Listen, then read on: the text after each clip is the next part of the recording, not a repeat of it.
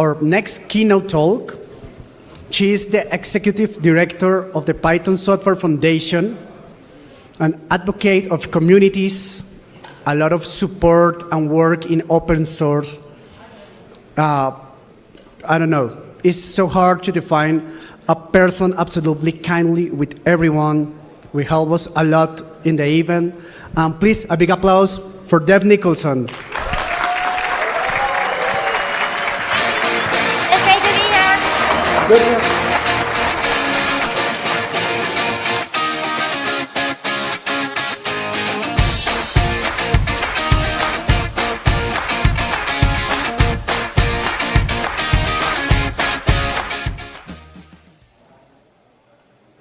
All right. It's so exciting to be here and see all your faces. Is everyone having a great time here at Pycon Colombia? Yes! Awesome. So I'm going to talk to you today about the magical power of asking for help. So I've been asking for help for a long time. Klaus sort of alluded, I've been working in nonprofits, and nonprofits are always like trying to get a lot done with a very small budget. So I have always been like, hey, maybe you could, like, if you're not using those servers anymore, you could give them to us.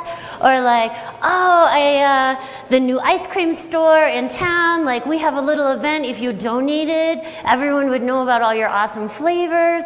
So we do this all the time in nonprofit. We ask for money, we ask for help, we ask for things, we ask for donations, we ask for free stuff constantly.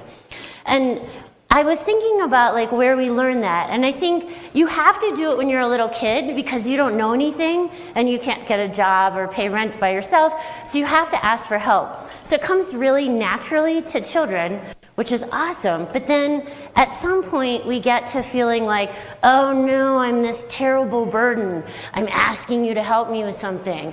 And so like we do a little less, we're like, oh, I don't need dessert, it's fine, you know, like, and it's kind of sad because people want to help you because they get something out of it. So like when you ask someone for help, you're saying, I trust you. I think you're amazing. I think you know something I don't know. I think that you're smarter about something than I am. And so when you ask someone for help, you're giving them an opportunity to kind of see themselves as like your buddy, like your pals, maybe even your twin brother. But people get something out of being asked. So I want to like kind of unpack that so we can all get more comfortable asking for help. And then the other thing that I think is interesting is that helping creates connections. So if you ask someone for help, then later, like maybe you post something on LinkedIn or whatever, and they're like, oh yeah, I helped that person last year. Like, it's kind of like a nurturing relationship. Like, so you ask for help, and it's like, this person's gonna be a dragon one day, and I will have helped a little bit. This is Gallivant, deep cuts, maybe, I don't know. But I would say that the best askers are also askees. So it's not enough to like constantly ask for help. At some point you gotta kind of put some back into the pool, right? Like you can't be like 100% ask, because then you don't know how to be a good asker. If you are also allow yourself to be a helper, then you become a better asker. It's like feeds itself. So since I'm telling you that I want you to do more asking for help, I'm going to tell you about a time that someone asked me for help. So for about 10 years, I helped run a conference called the Seattle GNU Linux Fest. And that's a free software conference in Seattle, Washington, in the US on the West Coast. And this is, I think, kind of illustrates that asking for help depends on who you ask. So basically, here's Seattle, and then here's where I live in the US. I put in the walking, although I don't recommend walking from Boston to Seattle. But what happened was I was at a conference called Linux Fest Northwest, which was like a 2.5-hour drive north of Seattle. And it's a very small town. It's really cute. It's very green, kind of like here in Bogota. And so I went to that conference, and I met a bunch of people from Seattle, which I was like, oh, that's funny. You all must have your own conference, right? And they said, no, we don't. So that year I flew to Bellingham. I took a 20-minute flight from Seattle to Bellingham, and they said, well, how long are you in Seattle after the conference? And I said, oh, I'm not stopping in Seattle. And they're like, so sad, because they're like, but Seattle's great. I'm like, well, okay, maybe next year I'll come early and we can drive together. So that car ride, on the way back, we're like, it is a real shame that there is no conference in Seattle. And I was like, yeah, I mean, there's a lot that you got to get done, and, you know, like, I know tons of speakers and people in free software, but like, I wouldn't even know how to begin getting a space or sponsors out here. And they're like, we could do that. Can you help us with the speakers? And this is how I ended up running a conference all the way across the country from where I live for 10 years. This is me giving an award at that conference to somebody for their community building. And basically, I came because they asked me to do something that I like doing. I like talking to people about open source. I like giving people an opportunity to share their work and their insights. And then I stayed because the community was awesome. So like now I have all these friends in Seattle. And in fact, for a little while, I was posting a lot of stuff on social media about this conference, and I ran into someone I hadn't seen for a while in Boston, and they're like, oh, what are you doing? Are you visiting? Like, what do you mean? Like, I thought you moved to Seattle. I did not move to Seattle. But the community is really awesome there. So this is us. I looked for many years until the world finally decided to make a pool floaty that is a seagull, which seagull is the mascot for the Seattle Good New Linux seagull. It's a shameless backronym where you make the letters fit the thing you want to show. So a lot depends on who you ask. These are people living in Seattle. They're like, we can get the venue and the sponsors if only someone could help us with speakers. So. Luckily, I was in the car, so I was the right person to ask. But a lot depends also on how you ask for help. So I want to take a minute. Did you all know that dogs can talk? Oh, good. This is going to be fun. Okay, let me clarify. They don't talk with their mouths, not like up where it's like, you know, ooh, squirrel, you know. They use these little things with buttons to say stuff. So like the person, I don't know if you call them an owner, once they talk, it feels like you should call them a roommate. But the person that lives with the dog, the human being, records their voice saying words and then tries to teach the dog through context what the word means. And so this is Bunny, and Bunny is a sheepadoodle that is part of this project called They Can Talk. So there are tons of videos on like TikTok and Instagram and YouTube of this dog pressing these buttons, demonstrating all the words that it's learning. So the first batch of words that dogs kind of pick up pretty quickly will not surprise you. Outside, play, scritches, look.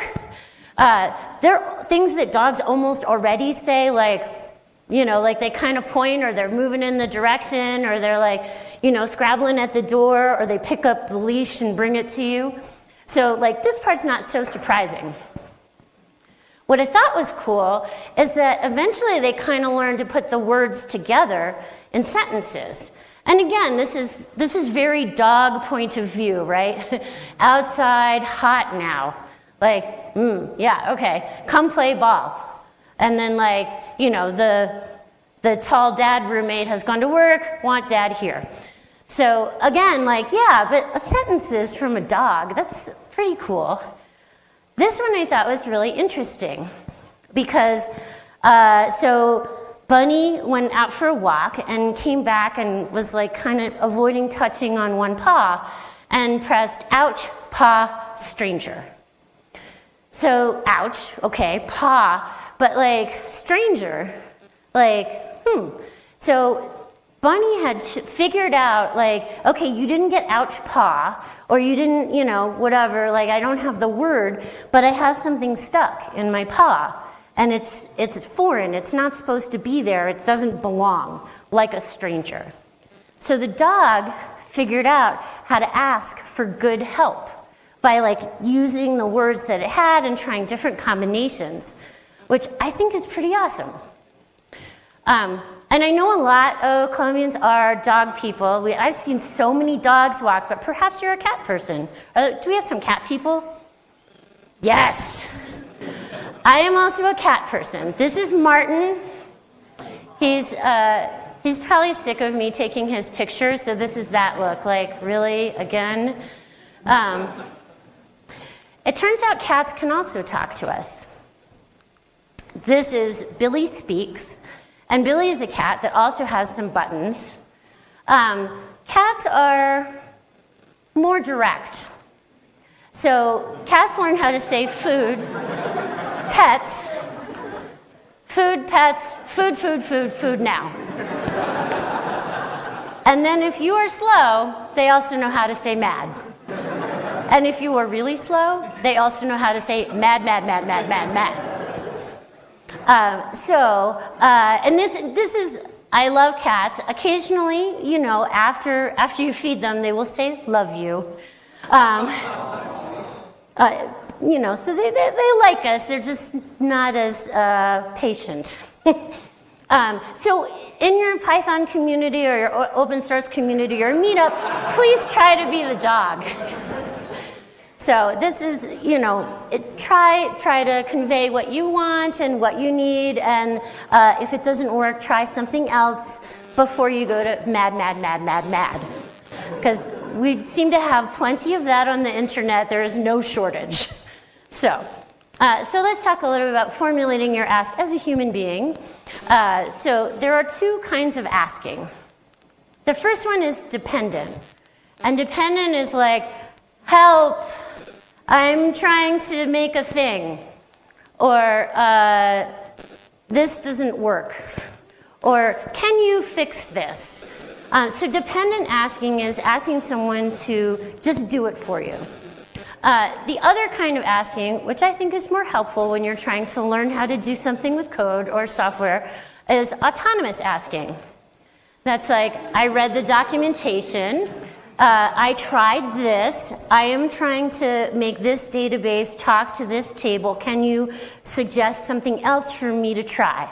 So autonomous asking is saying, I'm trying to learn and be self-sufficient and do for myself, but I still need help because I have run out of places to look, I've run out of libraries to try, or maybe you're trying to use two different things together that don't actually work and you didn't know that, and someone else can say hey, don't use pip and conda together.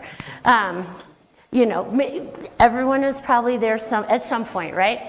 The other thing I want to iterate is that in your ask, you want to be polite, because you are still asking. I want us to feel good about asking, but to, make it nice for the other person as well, because you never really know what's going on somebody else's calendar or what they're up to. You also might have this impression from, say, the outside of a community that you should send all your questions to Guido van Rossum or something like that, and they might have to tell you, actually, no, you probably want to talk to somebody else. So if you ask politely, hi, maybe I'm not sure if you're the right person to ask, or if you have a reason you think they're the right person to ask, I saw your name on the GitHub for this project, and I am having trouble, can you help me? The other thing I would say is that when you are, so you might say, can you help me with this library? But you wouldn't say, can you help me 40 times over the next year to write this application? That's kind of a lot. It's also the same when, say, you are running a meetup group or an event, you you wouldn't just say like, Carlos wouldn't come up and just be like, hey you, why don't you just MC the rest of the conference, I'm out. Like, you might start with something small, like, hey, we have to clean up these chairs, like, you know, and this is how you find new volunteers, like people who are like, oh yeah, I'm up for helping a little bit, that's something that I can help with. And there are lots of other ways to think about this. Like, I think that sometimes happens is that people get to the point where they're maintaining a project and they've been working on it for 5 years, and they're very tempted to ask someone else to just step in and be the maintainer. And I would say don't do that. Find some way to break up your maintaining tasks into like maybe 5 parts, and then ask one person to do one part, another person to do another part. It spreads it out a little bit. You get different skill sets, different perspectives. It's not as heavy or large of an ask. And then once you have help, like someone has helped you, you have to always remember to say thank you. And I would say thank you as big and bold as you can. Like if someone does like 6 hours of free stuff for you and you're like, yeah, thanks. Do you think they're gonna come back and do it again? I wouldn't. I would say thank them like boldly, like effusively, in public, like almost make it weird, you know, like kind of like, yeah, like you could introduce and be like, this is my friend Catherine, like she taught me everything I know about Postgres, she's amazing, I love her so much, and anyway, you're lucky to be meeting her.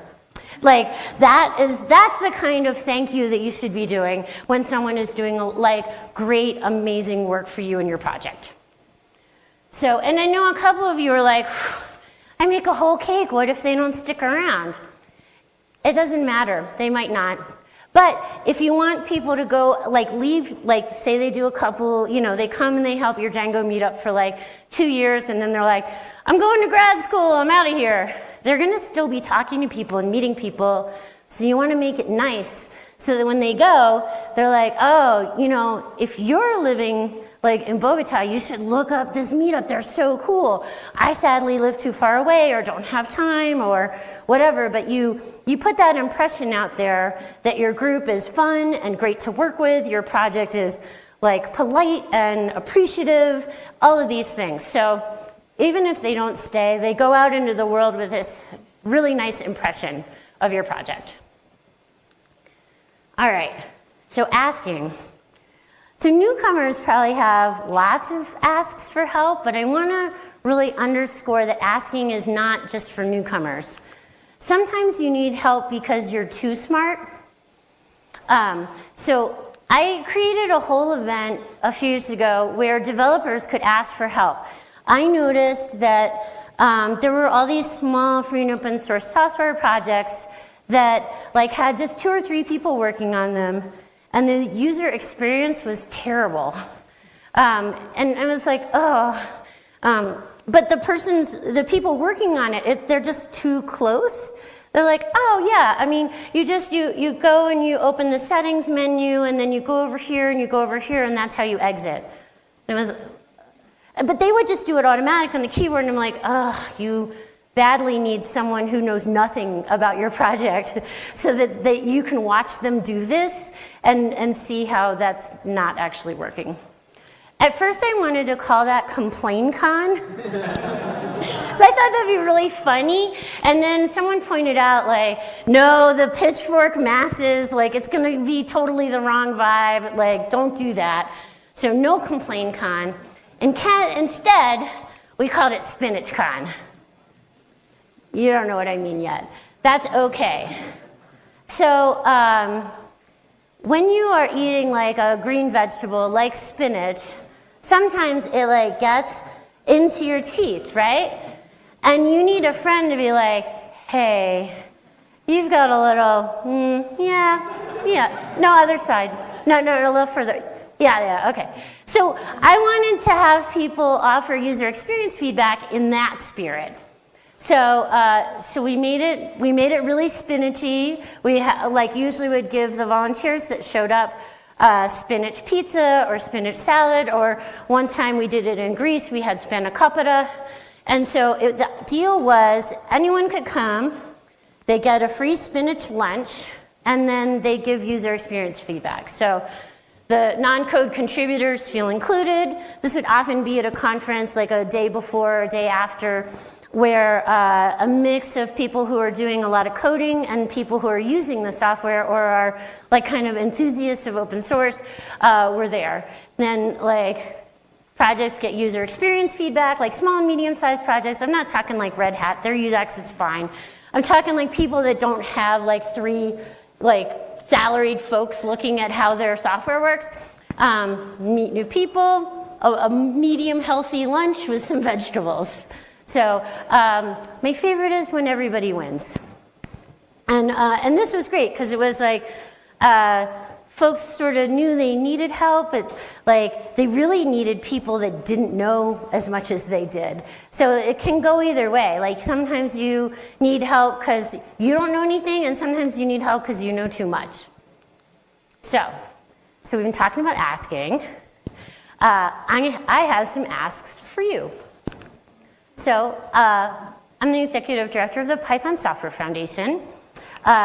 We're the vendor-neutral, community-driven home of the Python programming language, which means like part of our work is making sure that Python is always by the community and for the community, and making sure it doesn't get bought out or controlled by any companies, and that we are constantly growing the global community of Python users and developers.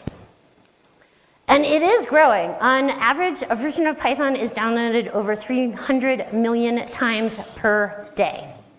Certainly many of those are automated, because I don't think there's actually enough human beings to make that happen by, individual requests. But that is a lot of Python. Unless you think that the packages were also not seeing astronomical growth, PyPI, the package index, where everybody can put add-ons and libraries for Python, 57% growth last year in download counts and bandwidth. So huge, huge, huge stuff. And so that, in my mind, like keeping a resource that large in community control is really important.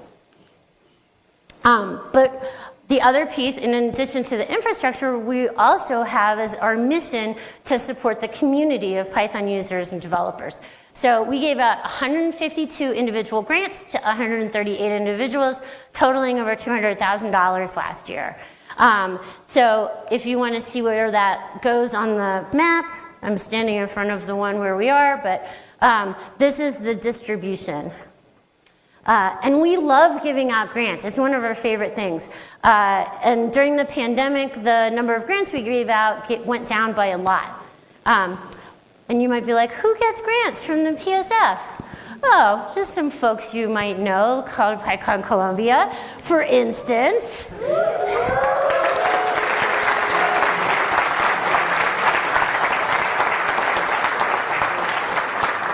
And while everyone here is amazing, this is my first time here. Like, they don't have like a special in with the PSF or with me.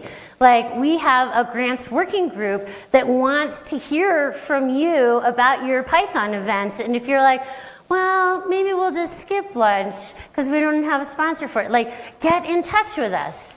So that's one of the things I would like for you to do for us. We also support local events and meetups, which is how the Python community grows. So you can help us by continuing to attend amazing local events and running meetups, because when I think of like where people come from, like new Python users, like some school, sure, okay, but they don't go directly to like PyCon US. Like, I don't like just kind of teleport in. They like usually come in locally. And so those local events and meetups to me are like one of the most important places for us to be paying attention to. And the community that is doing them, that's the help we want, is to keep doing them and making them awesome. And keep telling people about Python, keep telling us what you're up to, keep telling us how you can help. So, your asks for the PSF, right? So I told you, ask ye, like you should do a little both, right? Like I said, we give out grants, but you have to ask. We can't just like ooh, I feel a Python event in the ether, like, no, Django, yeah, okay.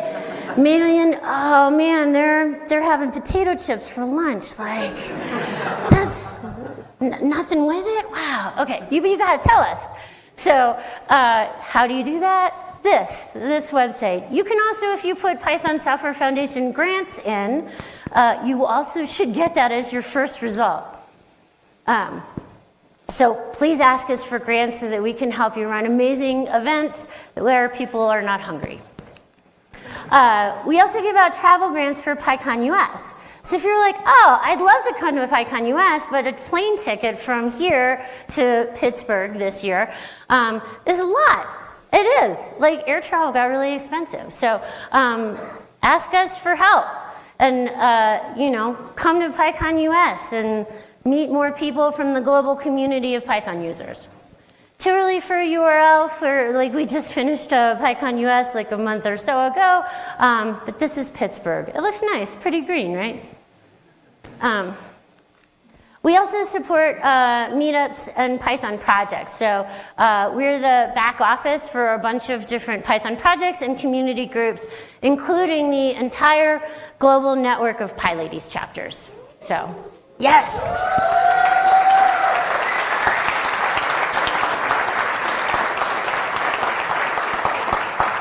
So if you have ideas, so that's pretty new that we formalized that last year. So if there's someone out there like, man, I wish the PSF would do this for all the PyLadies chapters, you have to tell us. Again, no mind reading.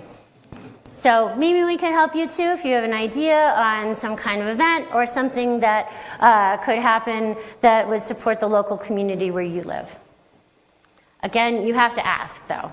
This is my email, so if it's not grants or you couldn't figure out where to ask, ask me and I will tell you either whether we do that or not, or what we can help you with, or where the right place is to ask. So, I would like for you to ask for help early and often, of each other, and then also make sure you do the thanks, and then also make sure you're the dog and not the cat when you're asking for help. This one, I love it. It's like, oh yeah, that's the dynamic right there. And then I wanted to leave a lot of time for questions because I want you to ask, right? So I have some picture credits. I do also want to say thank you and gracias to the organizers here for putting on an amazing event and taking excellent care of us as speakers, especially visiting here for the first time. So thank you, and thank you for coming out.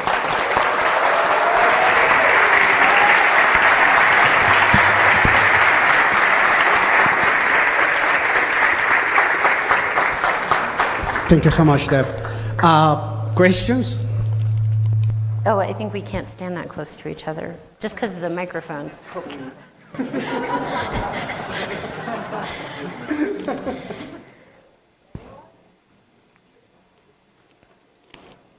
No questions? Cat stories? Yes. Oh, we have someone right here. You mentioned that you have some, you also support PyLadies meetups, but do you have in mind maybe supporting also Django Girls workshops? We do sometimes get requests for grants for Django Girls workshops, and we do usually fund them, as long as it's not like, hey, 4 of us are going to be going through a case of champagne and caviar. It's like, all right. If you show us what's going on, yeah, we're into it. It's interesting because Django does also have its own foundation, but they don't have the same budget that the PSF does. So we often usually handle all the Django requests as well. And when I said that we help the Python meetups and PyLadies meetups, we're in the process of moving all the Django meetups to our big mega meetup account as well. So we're like Django and Python super buds. Yeah. Okay, thank you. Another question? Lucas. If it's about a raise, this is not the right place. My second question.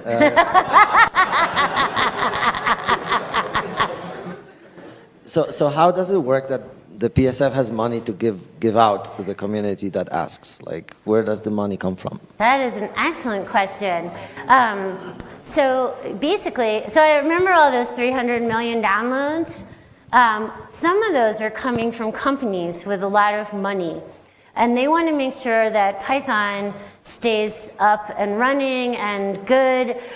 Some of them want to hire Python developers in different countries, so they donate money to the PSF so that we can use it for infrastructure, and then we use another piece of it for the other half of our mission, which is supporting the global Python community. So. There is a question for Fabio. Keynotes versus keynotes is I know, the I number love of this this. part of the conference. I hope Travis is ready for the vibe we've set up in here. All right, so let's say I'm part of a local community, super invested in Python, etc. What would the PSF want from this community? How can the community help? Ultimately, the PSF can feel this thing very far away, Yeah. right? How can we get engaged? Yeah, so as we're kind of coming out of this new era for meetups post-pandemic, there are a lot of ideas. We have a meetup of meetups at Pycon US, but I would like to see us do those more regularly, so that's probably coming. We can also help you find speakers, so sometimes a group of people want to learn about something because nobody in the group knows that thing, and so if you contacted me and were like, man, I wish we could have an awesome speaker about PyScript, I would check and see if I could introduce them to you. And then, oh, can you do it remote, or if you happen to live nearby.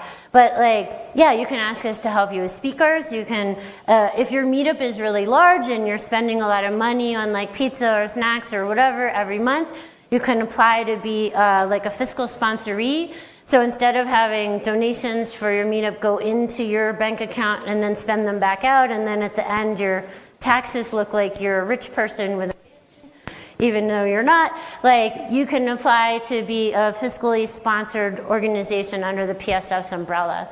So that's one. We do also, one of our favorites is when someone from the meetup shares news about what's going on at the PSF. So that might be hey guys, the Pycon US CFP is opening. Or, hey, there are 3 job openings at the PSF right now, you all should check them out. Or something of that nature. So that's our favorite, is when people share the PSF's news out to the meetups. Another question. I gotta have a question. It's on. Could you explain the relationship between the PSF and the code development of Python, the steering committee and how Python moves forward as a language? How does that relate to the PSF? Yeah, that's a fantastic question. So, so remember when I said Python is by the community and for the community? What that means is that the community elects a steering council of about 5 people, and that group decides what does or doesn't go into Pycon core through a list. You can file a PEP, which is a suggestion for an addition or an improvement to the language, and then if it makes sense and it wasn't whoops, I misfiled my Rust suggestions, we'll move it forward and discuss it, and probably Wukash will take a look and see what else that would affect in the language. And then the steering council, if they still need more information or they still don't quite understand your proposal, may ask you to explain more. But basically, it is a community process, consensus building. So one of the things that happened when I first joined the PSF was someone said oh, can we go back to Python 2? And I was no. And they're but you're the executive director. I'm yeah, that I'm not actually allowed to do. So I also can't move your PEP along. It's the community that decides that. Wukash maybe can help you a little by formulating a good PEP, but he can't guarantee that it gets in.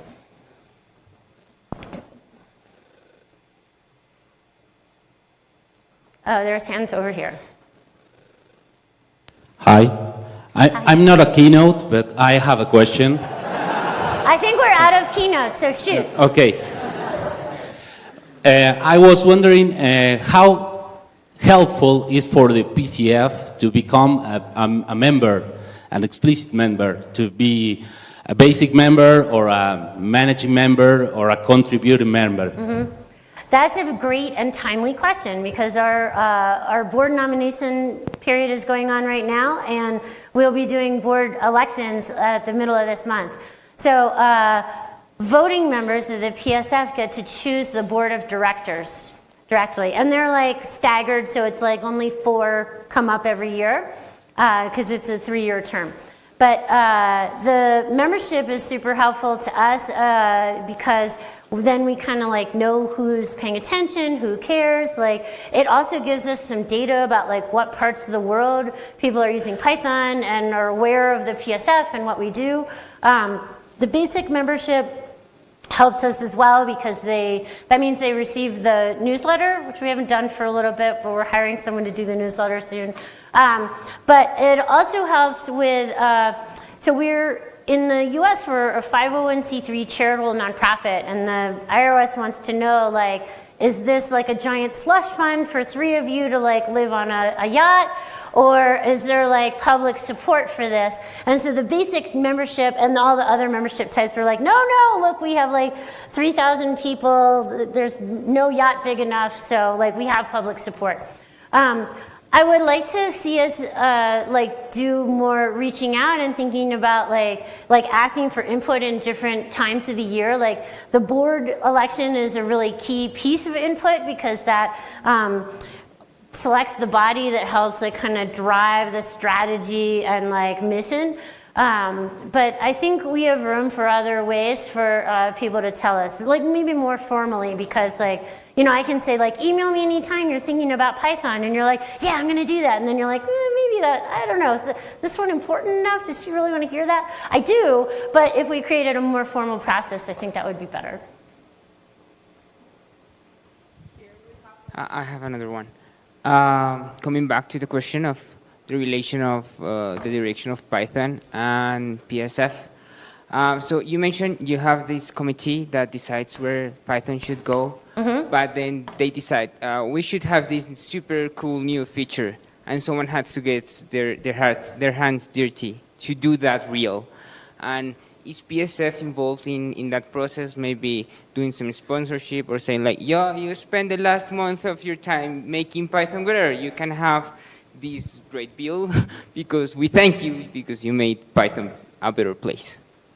So, let me see. I want to make sure I understand. Like, so, like, are you asking like how do you get to be part of the steering council, or? No. I mean, someone has to program whatever the council decides. So, oh, who like implements it? Yeah, they He's have sitting to. behind you, right now. Don't look. No, look. It's okay.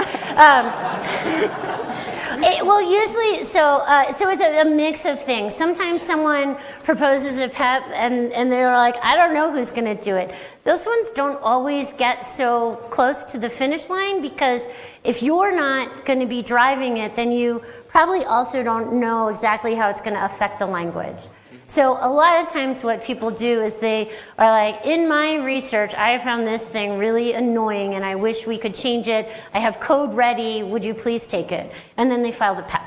Or they're part of a team at a large company or a team across a couple companies. And they're like, let's make this stuff faster. Like, you know, Microsoft wants to pay, Red Hat wants to pay, those people are gonna work there. Just like, we need the community to bless this strategy for making it faster. So usually people do the work for themselves on the PEP.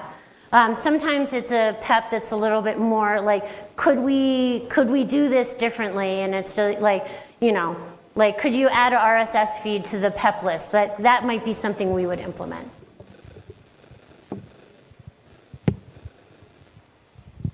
So I would like to ask more about the new sliding kind of donation membership. Yeah. Like how does it work? And also that like, I know that it's like for personal donation that would work, but what about companies? Like, for example, if I have a small company, then like, can a company be a member if they donate? So like, what can smaller company do? Obviously, they can't do things like Google or Facebook does, but yeah, what can they do? Yeah, those are both great questions. So when I arrived at the PSF, the supporting membership, which means the money membership, was $99 US dollars per year, which I have noticed is a lot in some places outside of the US. It's also a lot for people who are like in between jobs or like doing like a master's degree or are retired and like on a fixed income. So we changed the money supporting membership from 99 as the minimum to 25 as the minimum, and then you can just decide where you belong on that scale. And that gives you all of the benefits and everything that comes with the supporting membership. We trust the community and the community members to figure out for themselves. If you're making $400,000 a year at Google, you should please do the 99, but we're not going to ask you about it. Your second question is, how can small companies help? Like, is there a sliding scale for them? I do think that we have people as single contractors or like one-person companies who join the PSF as their company for like $99. But we do have other ways that we could work with smaller companies. Like there's like kind of like a community membership, or we're always up for talking about an in-kind donation. So like a lot of smaller companies are like, what if we donate a bunch of books to the raffle? Like, will you list us on the Pycon website and say thanks? And we're like, yeah, sure, we could do that. So we're pretty flexible with the smaller companies that are excited to be part of the Python community. Hi, I just here. I have a small question. I was like wondering, because when you show the map, and there are also a lot of disinformation, like people, I perceive that people don't ask because people don't know. Yeah. And if I want to know if there are some strategies that maybe PSF has to share how to ask. Because if I don't know that I need to ask, how I will ask. Yeah, this website right here, like this, has a lot of how to formulate a ask for a grant. And there's like an email you can send a note to if the page is not helpful. Because we really do want to make it as easy as possible to apply for a grant for your Python work or your Python like larger community work. So there's a lot of information. It's not a Google form where it's just like make some stuff up and sell us on your thing. It kind of tells you exactly what to include and what kinds of things we fund. So we're trying to make it easy. If you have suggestions for that page, if you are hearing me and like, oh, the page is going to make it really easy, and then you go later and you're like, the page kind of not great, please tell me because I would like to make the page easy and great. And sometimes, like I said, you're too close to something to see like, oh no, so just like the 6-step process to exit? No. So please tell me if the page is like that. Hi. Hi. I was looking through that page, exactly. Oh, yeah, here it is. And I saw that it says that the PSF doesn't fund hackathon-style events, and I would like to know why it's like Yeah, so usually because it's like a for-profit, hackathons tend to be like a for-profit thing to make something to sell, and we're a nonprofit, so our mission is education. So like, do you learn things at hackathons? Like, probably. I mean, I think most of us are smart and learn something everywhere we go. But the hackathons kind of like, that's the nice part of the answer, is that it like was often commercial in nature. It often wasn't specific to Python. And then the not so nice part of the answer is that sometimes culturally we would get requests for ones that really like, it was like, let's break down and like drink all the Red Bull and never sleep and do some code. And we're like, oh, that's going to be a code of conduct nightmare. So we're going to pass. So that's, we like, if you had like a hackathon as like a last day of a 3-day conference and the first 2 days were educational and you want us to fund the first 2 days, you could do that.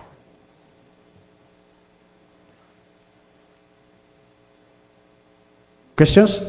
All right. Okay. Thank you so much, Thank you so Deb. much. Thank you for having me. So great.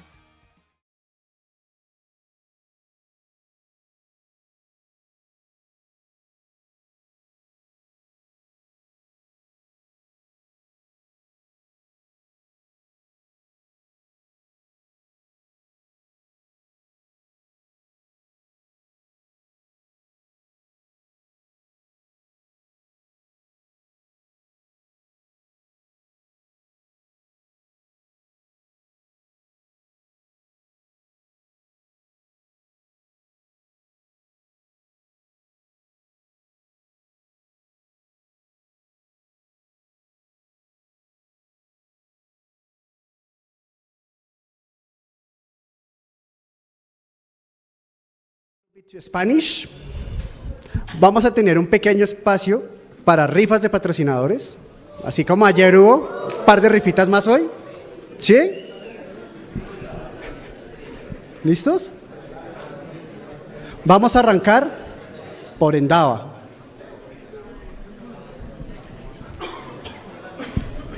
Hola, hola a todos, ¿cómo van? Espero que hayan pasado 3 días increíbles de aprendizaje, de hacer comunidad, de conocernos. Y nada, me encanta ver tantas caras conocidas, caras nuevas, haber tenido la oportunidad de conocer a muchos de ustedes. Y sobre todo porque para Andava es supremamente importante poder tener presencia en estos eventos, porque es lo que buscamos crear comunidad. Buscamos que realmente desde Colombia la industria de tecnología empiece a tomar fuerza. Y ustedes son el corazón de esto. Entonces, de verdad, una ronda de aplausos para ustedes. Gracias por estar presentes aquí.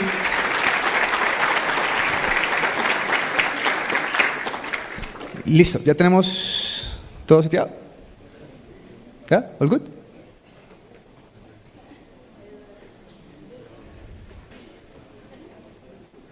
Okay. I'm guessing we're looking at it. Okay. Listo. Como ustedes saben, vamos a rifar una tablet Android el día de hoy.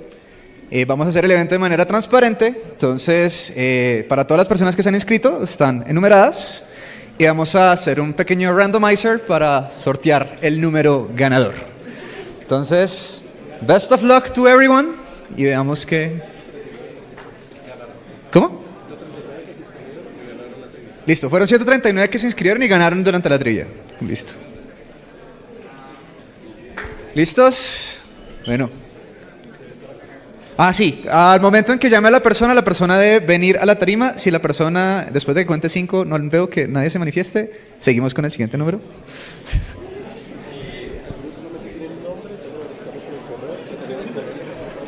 Cierto. Y vamos a validar la veracidad de la persona de la entidad a través de su correo. Entonces, para que sepan que no habrán puesto correos falsos, por favor.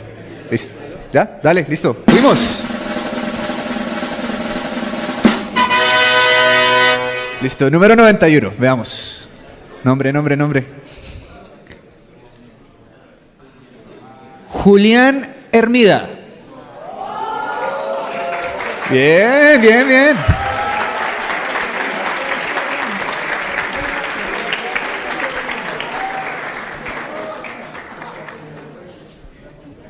Hombre, felicitaciones. Foto. ¿Dónde están mis camarógrafos?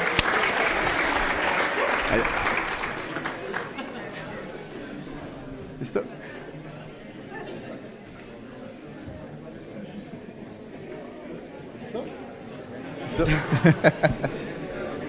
Listo, súper. De nuevo, de parte de Endava, muchas gracias a todos por asistir a este evento y esperamos encontrarnos más adelante. Están invitados a todos los eventos y como saben, sigan Endava en redes sociales, seguimos trabajando en eventos para la comunidad y próximamente este año vamos a tener en las oficinas de Bogotá, en Endava, The Future of Python, un espacio donde vamos a abrirlo para las personas que quieran ir a participar y vamos a abrir un conversatorio donde estaremos hablando del futuro de la tecnología y me encantaría ver nuevamente caras de ustedes presentes durante el evento. Muchas gracias. Súper, muchísimas gracias a ustedes. ¿Me ayudas, por favor, aquí? Listo, ahora vamos con SoftServe. Un fuerte aplauso, por favor.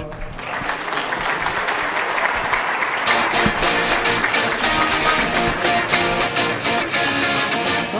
¿Preparada? Sí. Hola, ¿cómo están? Buenas tardes. Qué rico estar terminando esta jornada. Creo que fue de muchos aprendizajes para todos. Para mí fue un placer estar con todos, conocerlos, tener la oportunidad de tener conversaciones súper chéveres de cómo está la industria. Como saben, para SoftServe el pilar más importante es aportar al ecosistema. En conocimiento, en aprendizajes, muchos vi por acá caras de comunidades que estamos trabajando juntos. Si alguno pertenece a una comunidad, no duden en acercarse a mí porque queremos seguir trabajando. Y bueno, el momento más esperado que a ustedes les gusta mucho, la rifa. Esperamos que la persona que se lo gane lo disfrute bastante, porque es una rifa con mucho conocimiento para ustedes y para seguir creciendo. Bueno, Dani, cuéntanos. Y el ganador es Andrés Bolívar. Está por acá.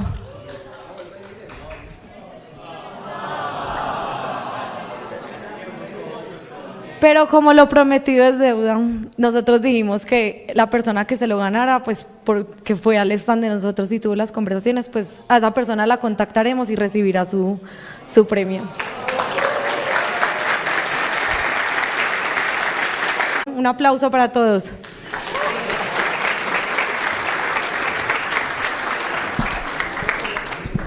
Muchas gracias. Siempre hay por ahí regalitos. ¿Preparados para el final? ¿Contentos con los 3 días de Pycon o no mucho? Bueno, un poquito más enérgicos. Poquito. Now is the time for our last keynote. And I want to say first one thing. As Deb said a couple of minutes ago, first time for Deb here. And for all the previous keynotes was the first time here. But he always wants to break the pattern, right, Travis? So it's the second time for Travis here in Bogota, second time for Travis as keynote. So please, a big applause for Travis Oliphant.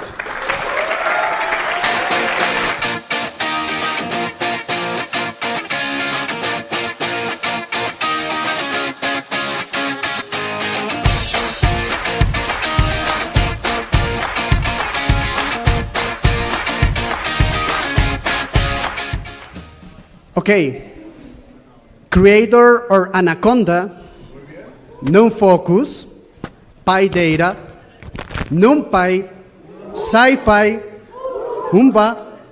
He's our next keynote. Please, a big applause.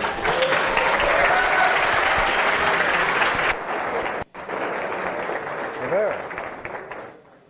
Un clicker? ¿Alguno? Hola, es un gran placer estar aquí en tu país tan bonito. Mi micrófono es muted.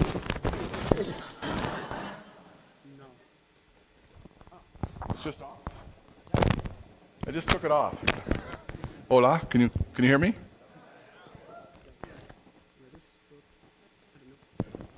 What about now? Does that still work? How about now? ¿Quién me puede oír? One moment. Estamos tan cansados, listos a dormir. Yo estoy listo a dormir. He viajado al otro lado del mundo, en Milán, Italia, pero puedo decir que es muy bonita aquí, en Colombia. Es mi segunda vez en Colombia. He visitado Monteserrati por las 2 veces. It's so nice to be here. I did speak Spanish many years ago. I can probably understand you if you come talk to me in Spanish. I'd love to hear from you. I don't speak as well as I used to, especially about technology and about all the things I've been doing. I haven't done any of that in Spanish, but I can maybe talk about the weather or your food or the job you're doing. But I am so grateful to be here. I'm always impressed by the people I meet when I come here. Everybody here is so eager to learn, so kind, so engaged. It's just phenomenal, actually, what we're doing here. So I wanted to see if I could talk. I'm not sure if this will work. Actually, maybe you have to have some software installed, so I may just have to come back here and tip the button when I need to change things. I have a ton of slides, so most likely I won't go through them all. Hopefully I'll kind of rapidly go through what you want to learn about, and if there's questions, I can talk about things in more detail. But I have definitely been doing Python for a long time. And I started doing Python much like people here are doing Python, just because I was curious, just because I wanted to solve a problem I also had. And then what I encountered is just amazing people all over the world, who then together we could start working together to do things. And I would say it's probably just stubbornness, persistence, maybe ADD perhaps, I don't know, just keep working on things that are working. You push against the world, and some things don't move, but some things do. So I've had a career actually working on a lot of different projects. So up here, I'm going to go through a little bit of this. I won't cover everything that I've had a chance to be involved with. I know where a lot of bodies are buried, basically, kind of why things are the way they are, because I've been using Python since the very, very beginning, not as early as Guido, but in 1997, I started to use Python and started to contribute to Python in basically 98, 99, and really outside. I was a scientist, so I love math, I love physics, I love science, and I was an applied scientist. I was not a computer programmer. However, I learned programming as a young person. More science led to Python. So I was trying to solve big equations and solve big data processing. I was using MATLAB, needed more memory. I encountered Python. And it was curiosity that led me to actually contribute. I needed to read data. That's all I needed to do. I needed to read data into a format, DICOM format, and I didn't know how. I was using the numeric library. It was previously written by Jim Huguenin. There was this great guy, Michael Miller, who made an example, and he actually published his example on a blog, and he published the code, and I could see it. It wasn't quite as nice as GitHub today. You actually had to go click a button and download and untar, and then look at it in your Emacs editor, which I'm sure most of you have used here, right? We would open the code, and we'd look at it, but he basically had an extension module. So Python, how many have written an extension for Python? My guess is not too many these days, but yeah, look, very good. Yes, I mean, one thing, if you haven't explored the Python code base, do yourself a favor and look at it, right? Do yourself a favor and explore, and you don't have to be an expert. The C code, the C languages, you may not know C very well, but you can learn a little bit, and you can certainly see the C code, and it can make sense. So that's all I did. I looked at this code, and oh, that's how you extend Python. I can get that. So I did what most people do. I cut and pasted the code, and I started to make some changes, right? And then that was what got me on my journey, and I was able to fairly quickly create another extension module that did it the way I wanted to do. So he wrote data into a table. I wanted to read data into an array, and so I basically wrote NumPy.io and put it out in June 1998. And to put it out meant it wasn't as easy as today. I put it out on a website. There was no GitHub, there was no place to put it. I had to take patches. People would send me difference files, the diff command, and I'd use the patch command to make it. But Guido also published a lot of information. He wrote, and Guido's a great writer. He's a great community leader, and he basically wrote this essay on how to do reference counting. Now, many of you probably don't know about reference counting. Fortunately, you don't have to worry about it. But if you're writing an extension of Python, you do. You have to keep track of who owns the objects and when are they going to be released. Python is memory managed, it's just not automatically memory managed. You basically have to tell it when you're done with the object and increase the reference and decrease the reference. The reference counting is actually one of the reasons the GIL is hard to remove, because you basically have all these little reference counting hacks you'd have to put. But anyway, knowing that led me on this journey. So first of all, great people who are sharing their code and sharing their ideas. It sort of got, we need to do that. We should do more of that. I should share our ideas. We should promote what we're doing and share other people and then let them do what they will with it. I'm absolutely sure Michael Miller had no idea that his contribution would lead me to write a bunch of code. I basically delayed my PhD work. I was married, had 3 kids at the time, and so my wife probably wasn't that happy that I was not getting a job and making more money. Instead, I was writing code for free and giving it away. But I just could not help myself. It was just so awesome to take something I could do, which is learn about optimization algorithms, numerical algorithms in Fortran, make an extension module to Python, and make it accessible to anybody in Python land. And I started to do that in 1998. So that was the first project. It's grown, of course. Like anything successful that happens, you see this. It always starts with a few people, but it's really crossing that barrier to getting more people engaged as to what makes it really work. And today, SciPy works because it's got 1,000 contributors. Now, it's a power law. There's probably 13 that really contribute a lot. But everybody's contribution is super benefited. And I've met some amazing people, actually. Pierre Peterson, one of those folks who helped me very early. He now works with me. I'm so grateful he does. And I saw him just last week in Milan. SciPy ultimately is what led me on a journey that led to Anaconda, because SciPy was really a distribution of Python masquerading as a single library. The reason we put all this stuff into one place because it was so hard to install anything. So when I first shipped SciPy, I shipped it as all good developers do, as a single big tarball of source code. Right? That's how you all get your software, right? You go download a tarball, unpack it, do the build command, build it yourself, right? That's how we do. No, I'm sure you don't, actually. What I noticed is I had about 10 users after about 6 months of shipping that way. There's a high school student named Robert Kern who basically wrote a Windows installer for SciPy, and he did that. And he was an amazing kid, actually, super smart guy. He's still in the SciPy community, but he wrote that Windows installer, and I noticed suddenly the number of users went up dramatically. People could just click and install SciPy as an extension module or as an EXE. That process is what really led me to ultimately spend time on packaging, on shipping, and how do people get the software installed. And I'm still having conversations about that even today. And that's a longer conversation I won't go into here. But that's why. Like, how did a guy who does science and loves to measure satellite information and process images and do MRI and ultrasound end up starting a packaging company? Right? How does that work? Well, a little bit of the story you can see now. I was a professor for a while because my love was science, and I fell in love with entrepreneurship and business because of my passion with open source. So for me, it went science led to open source. Open source led to how do I pay for my kids, because I already have them, and I can't put them back, and I love them. But they take money, and believe me, they take more money the older they get. They were actually cheap, younger, and now they're all older, and they're still taking a lot of money. How do I make money if I'm giving software away? So that led me to study economics and learn a lot about, try to learn more about economics. And I'm not saying I know everything about economics, but I learned a lot. And one of the things I learned was how important entrepreneurship is, how important it is for humans to have businesses that interact with each other, and how important the market is to sell to each other. Really powerful ideas that I was just not aware of before. So I learned those ideas and realized I want to be an entrepreneur. I want to create aligned businesses. And then essentially, the experience with open source, experience with entrepreneurship led me to what I'm doing today, which is essentially trying to help create open source aligned businesses. That's what I basically do, a bunch. But my open source addiction, which it really kind of was, I love just participating in open source, and many of you can relate, I think, because you realize just how much you get from you give, and it's just amazing, and I love it. The problem was NumPy. There needed to be a thing called NumPy, and NumPy came about, and it's actually the thing that's most popular. Most people don't know NumPy came after SciPy.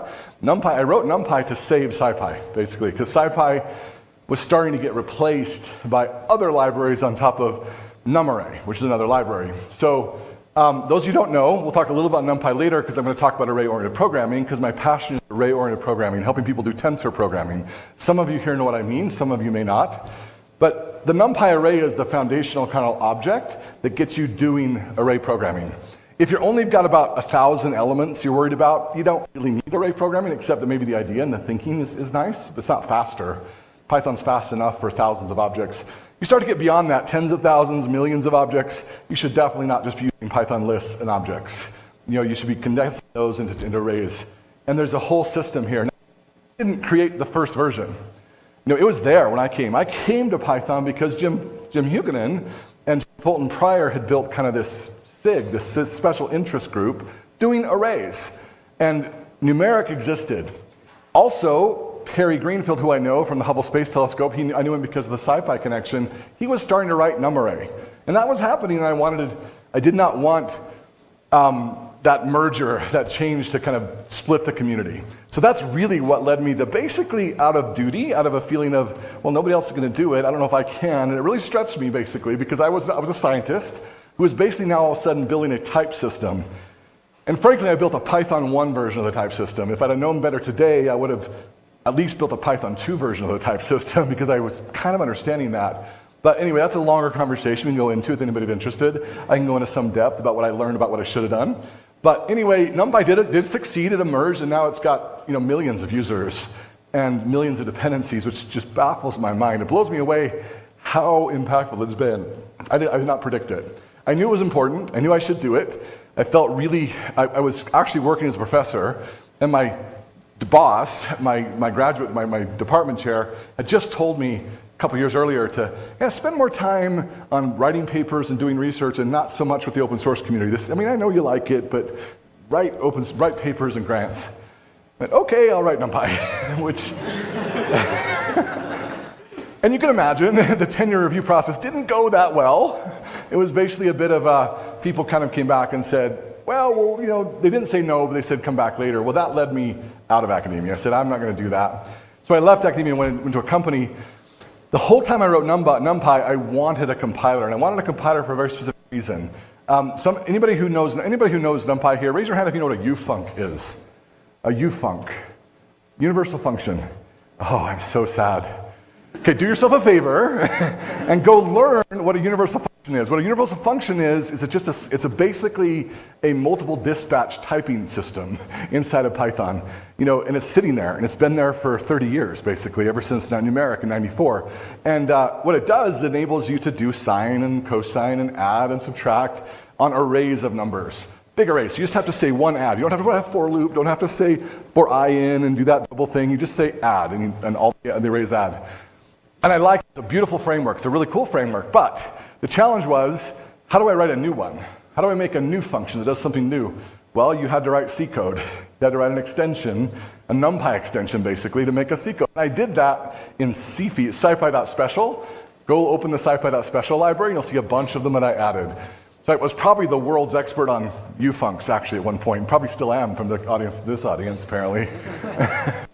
It needs to get more known, but the reason I wrote Numba, I wrote the first version of Numba. Fortunately, other smarter people came and wrote better versions of it, but the idea was there. The reason was to make ufuncs. I wanted to be able to make a new ufunc without writing C code. So I wanted a specialized compiler that lets you write Python syntax and then produce a fast function. And it's really cool, actually. And now Numba is just one of many. JAX, Triton, PyTorch, TensorFlow, like everybody's doing it now. Specialized Python compilers for the data science and array community. And it's very different. When I wrote Numba, it was the same time. There was Unladen Swallow, there was PyPy, and we tried to have conversations, but they really didn't understand me, honestly. I was like, I think I understand where you're coming from, but I'm not trying to write a general purpose replacement for Python. I actually like the Python runtime, I don't mind it. I just want to speed it up sometimes. I want to write extensions really fast and connect with the Python community better. So that's where Numba came from. It's used now, and it has 13 releases, 301 contributors, and really the first of many that exist now. So these side projects that I did, and I was a scientist doing research. Eventually, I started as a scientist, this crazy point-here scientist. I became a programmer, not as handsome as this guy.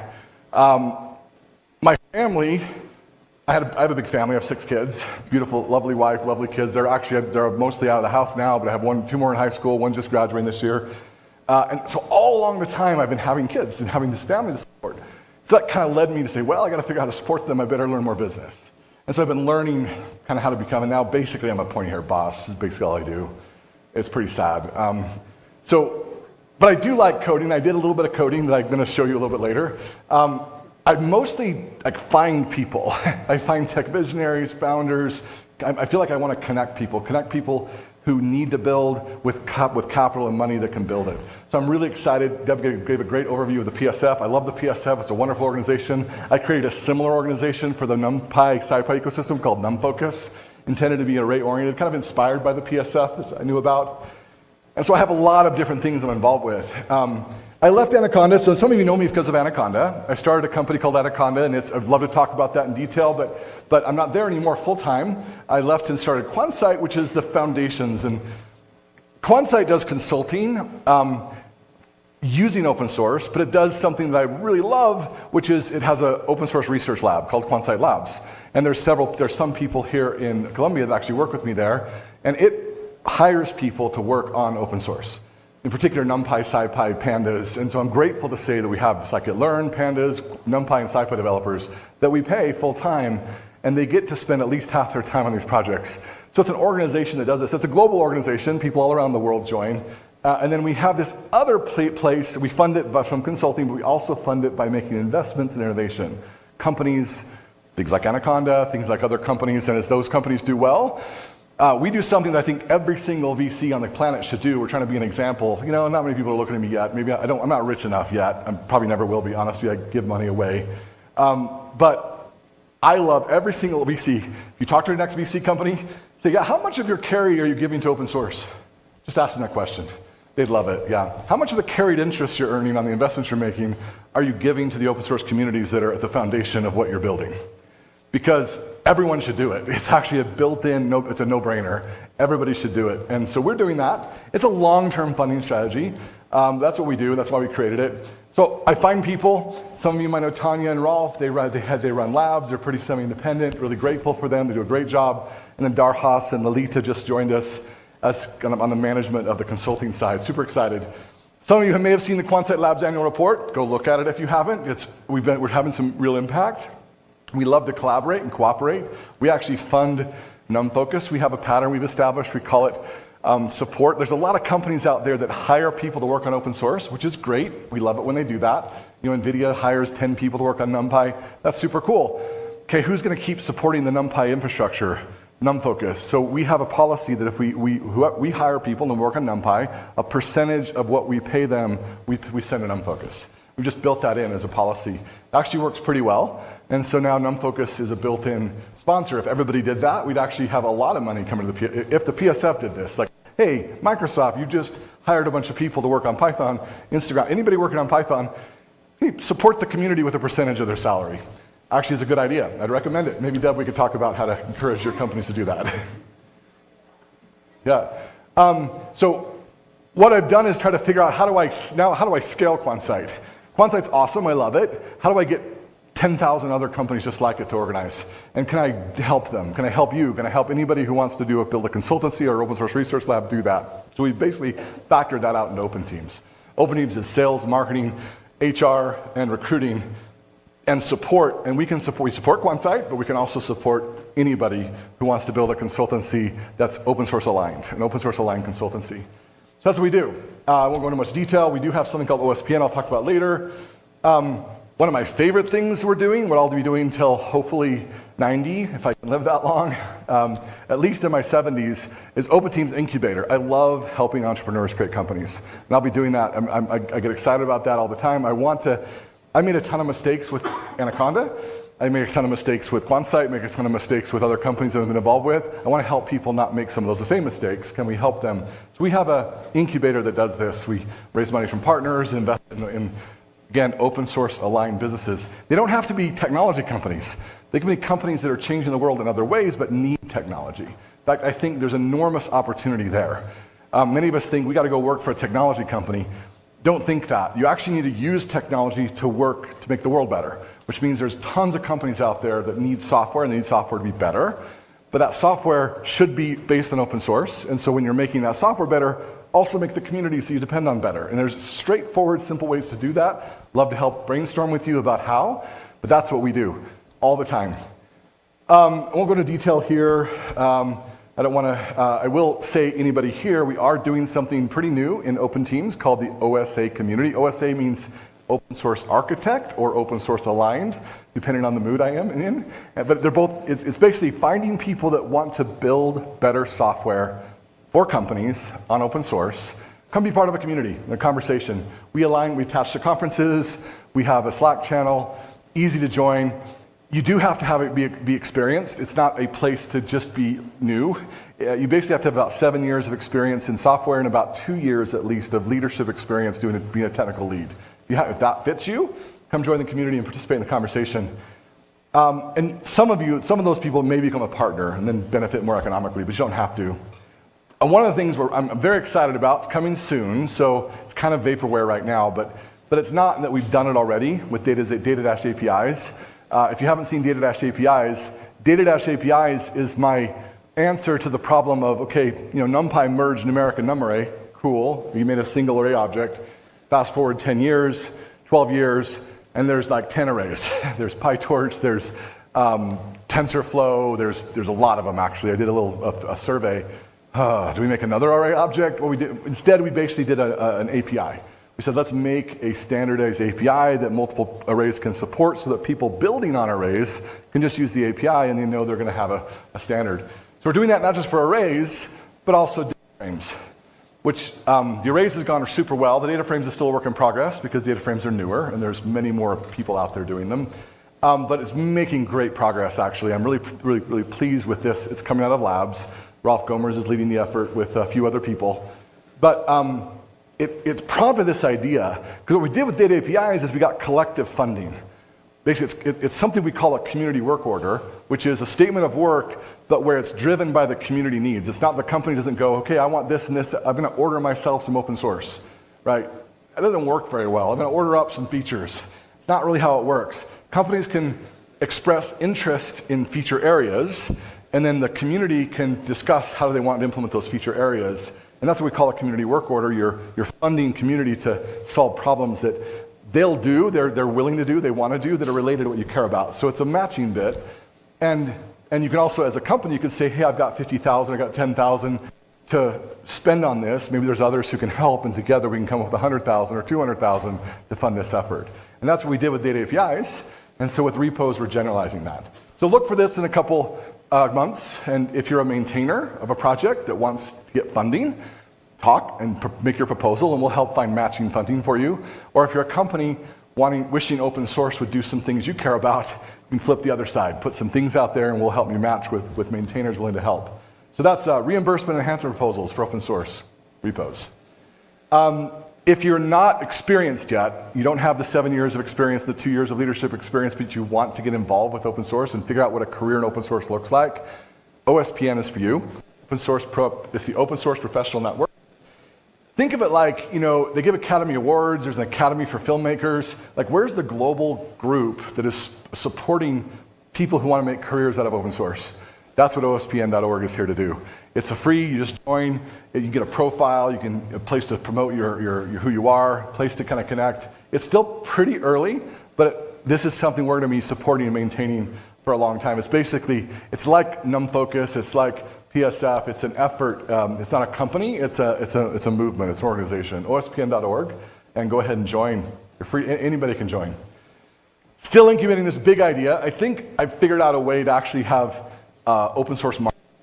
They have every company that's benefiting from open source have some of their proceeds and some of their equity, their value, flow back to the community. If we could close that loop in a very real way, we'd actually solve the sustainability problem. We'd have other problems. There's a lot to do there. It's a lot of work. I don't have enough budget right now to pursue this completely, but we've done some preliminary gardening, preliminary digging in the space. If you're interested in this, and I put this slide only because there might be 1 or 2 people in this audience who really cares about sustainable open source, who wants to say, how do we actually make this work for the long haul?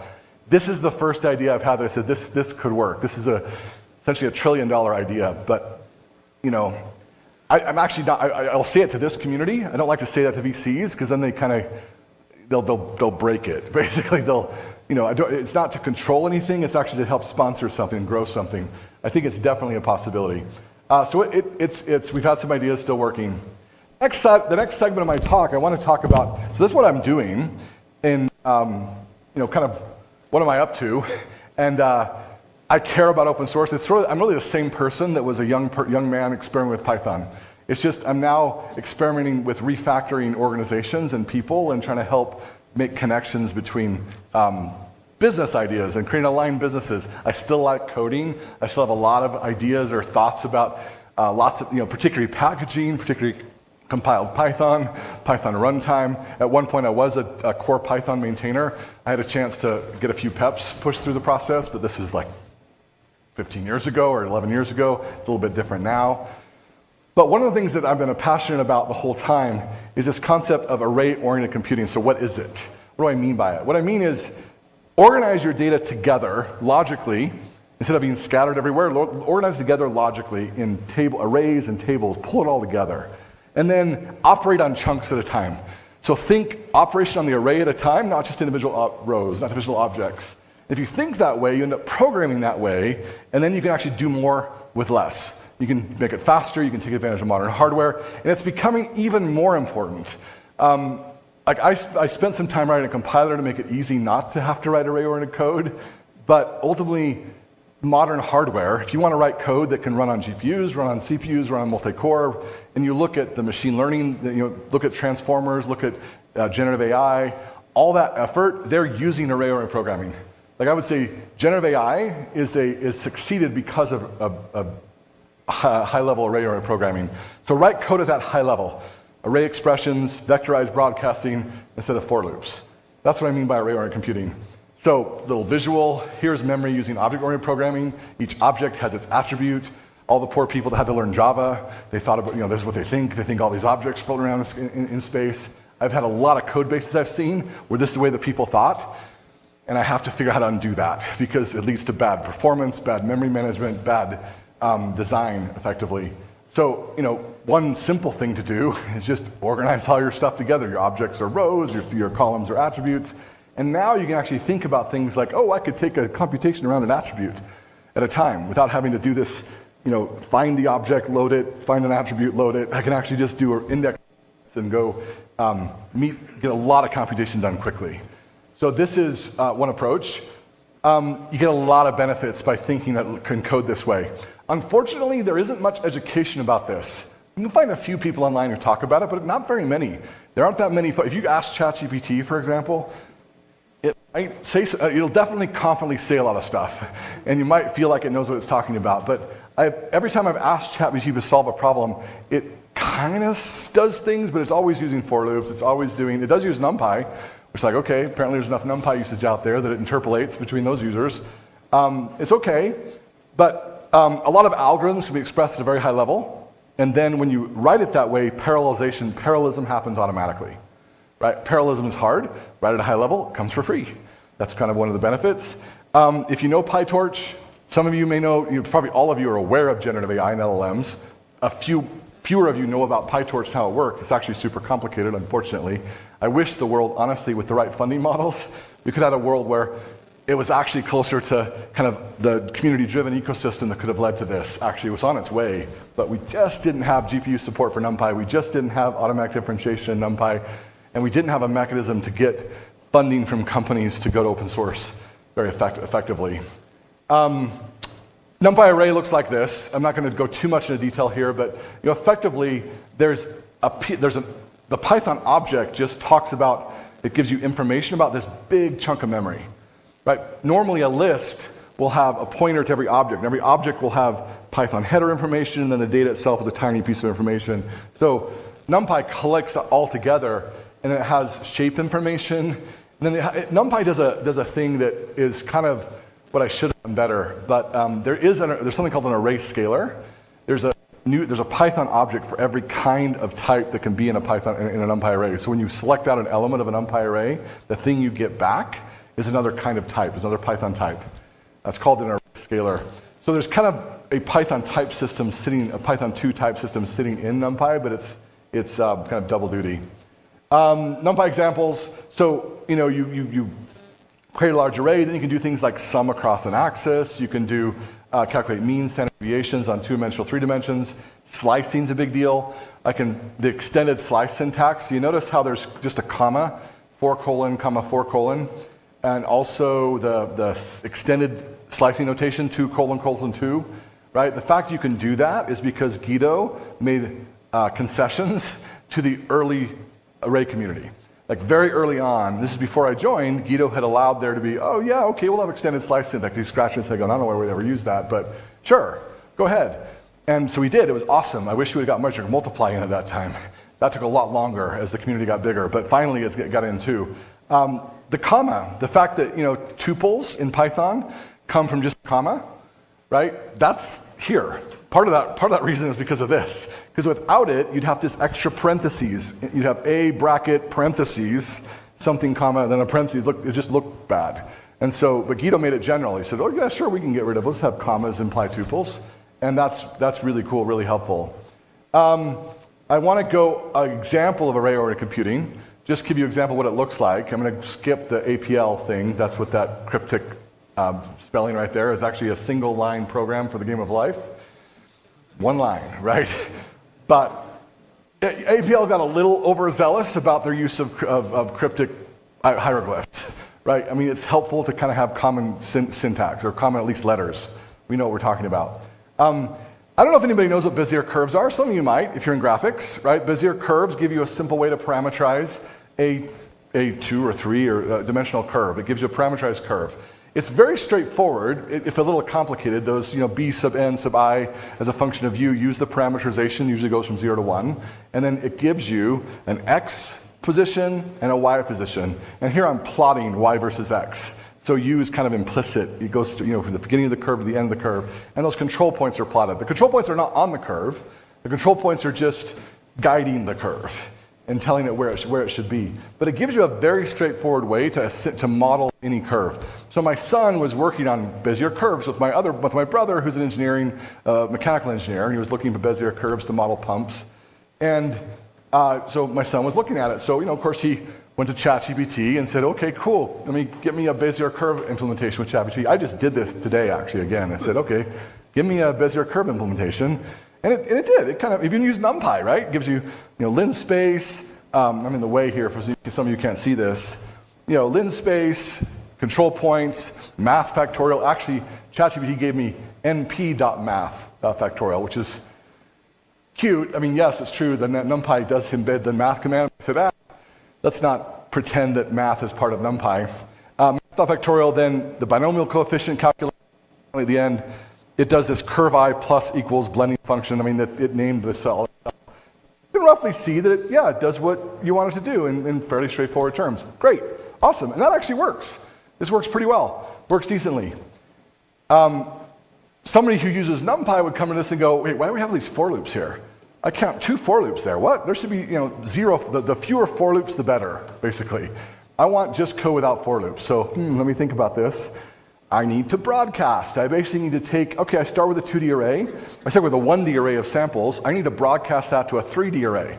That's what that slice selection looks like. I put none, comma, none. That just makes a 1D array into a 3D array with one element in each of the other dimensions. So I have a 3D array for the parameter. I'm using t instead of u here. Control points, and I have the control points. There's a 2D array initially, n plus 1 in this case, comma 2. I want to make it a 3D array. I'm going to add another dimension to those control points, okay? Now I have this index across the control points, j. I could just make an A range of those, but I need a 3D array. So I'm going to put new dimensions on the outside of that. So you can basically see here, each of these things, t is the first dimension, control points are the last 2 dimensions, and then j is the second dimension. But they're 3D arrays, all of them. Now those can be added together. I can just make a single, binomial calculation. I can just do a single calculation. No for loops, no looping over data. I just do all the calculations at once and all the values at once. And now the curve is just summing over that axis, that j-axis. And that's the code. My son couldn't write that code. ChatGPT didn't give me that code. But it's pretty straightforward to write that code once you understand what you're doing with array-oriented computing. And that code can be parallelized pretty easily, actually. That code can work on GPUs. That can be compiled to run on a GPU pretty quickly. So it's a lot better to write this code than to write the code 3 times, once for CPU, once for GPU, and so forth. So it's never been more important. And it turns out, in this particular case, I just ran this earlier today, 32 times faster to write it just like that. And so, it's a little learning. It's not obvious necessarily. That's what it should look like. But that's what I'm here to encourage you to learn and to think about and to say, if I want to step up my coding to a higher level, my data processing coding, learn array-oriented computing. Z of NumPy, just put it here because I put it together a long time ago, inspired by Tim Peters, import this. Distributed better than scattered, array-oriented better than object-oriented, and think in higher dimensions is basically the final end. So the last part, I want to talk about a couple just ideas and how you can get involved. So I only have a couple of minutes if I want to leave time for questions. Array-oriented computing is actually succeeding. It's actually pretty cool. They don't call it that. They call it tensor computing. Fine, I'll give in. It's fine. I mean the same thing. It's a tensor, for those who are mathematicians, actually technically means something different. Fine. They'll have to come up with a different word. NumPy's been growing steadily, but you see immediately once TensorFlow started showing up that an increase occurred. Now TensorFlow is being surpassed by PyTorch. There's a good reason for that. TensorFlow is not community-oriented. TensorFlow is ivory tower, here's my code, dump it on you and hope you can succeed. PyTorch, also big business funding it, but Sumit Shintala is really working to try to get it community-oriented. That's why it was donated to the Linux Foundation. That's why he wanted to make sure it was put to the Linux Foundation. He wants PyTorch to be more about kind of coming from a community space. There's a lot more to talk about there, and a lot more of what does it mean and how do you actually do community-driven at scale and how do you get funding to coalesce to support this amazing effort that happens. The scientific Python community has been growing for a long time. It's been a subpart of the Python ecosystem. Like I was here for a SciPy conference initially, and there's a Pycon conference. There's SciPy, PyData, Pycon. And the people that come to those aren't all the same people. How many people here have gone to a SciPy conference? Yeah, see, the same people that knew what U-funcs were, so it makes sense. Yeah, totally cool. And again, not everybody needs to go. It's actually fine. You don't need, go to the conferences that make sense to you. But there does need to be collaboration at the high level. There does need to be collaboration. I would say an ask, Deborah, for the PSF. My ask is how do we make the scientific community connect with the PSF in a stronger way? So there's more representation on the steering committee, there's more representation for the language, there's more representation for this whole ecosystem that lives outside of some of the orbits of the people that are just focused on Python only. Because this community has been living for a long time, kind of in the Python community. SciPy was initially a library, but is also a conference and a community, basically. Those are now sort of separate things. But the SciPy conference started 21 years ago as a workshop in Caltech. PyData as a conference started 10 years ago, really more focused on like pandas and Jupyter notebooks and so forth, and then the business use application, business analyst application of Python, and that's been growing. But the movement started even earlier than that. SciPy was a thing we created after coming to the Python community, which already existed. There was a matrix SIG in 1995. I didn't realize how new it was, but it was pretty new. And Jim Huguenin, and this is the first thread on the mailing list. That's what we did back in the day. We had mailing lists, and I don't know if these archives are still there. I know we go to Discord, and it's actually harder now. You got 15 places to go talk to people. And back in the day, we had one. We had a mailing list. It was pretty cool. I'd love to see a little more kind of help, like where do we talk? How do we communicate with everybody? But I call it the SciPy data community now. I co-opt that term. 28 years. So it's a big community, a lot of people doing a lot of things, a lot of scientists, a lot of researchers. I would say people that don't think of themselves as programmers. Talking to IBM, talking to Microsoft over the years, I've had lots of conversations where they basically said, oh yeah, we think there are 12 million developers in the world. That was at a time, I was at Anaconda, when Anaconda had 20 million users, right? Like known IP address users, not just downloads, but like users. And I scratched my head going, how do you think there's only 12? Like, you must think what a developer is something different than I think of a developer. And I think that's it. Like, there are a lot of people who use Python who don't think of themselves as developers. They have something else they're doing, something else they care about, something else they're trying to do every day. They just use programming too. That's a big community of people. And they've been there for a long time, and there's a big group. Lots of stuff still needs to be done. So a lot of stuff has been done in this community-driven, very community-centric, people-centric way. But there's so much still to be done. I've heard people tell me things like, oh, it's all been done before. There's not enough to do. There's not anything to be done. And I kind of scratch my head going, there's actually a lot to do. So if you're looking for ideas, let's have a chat. Let's talk.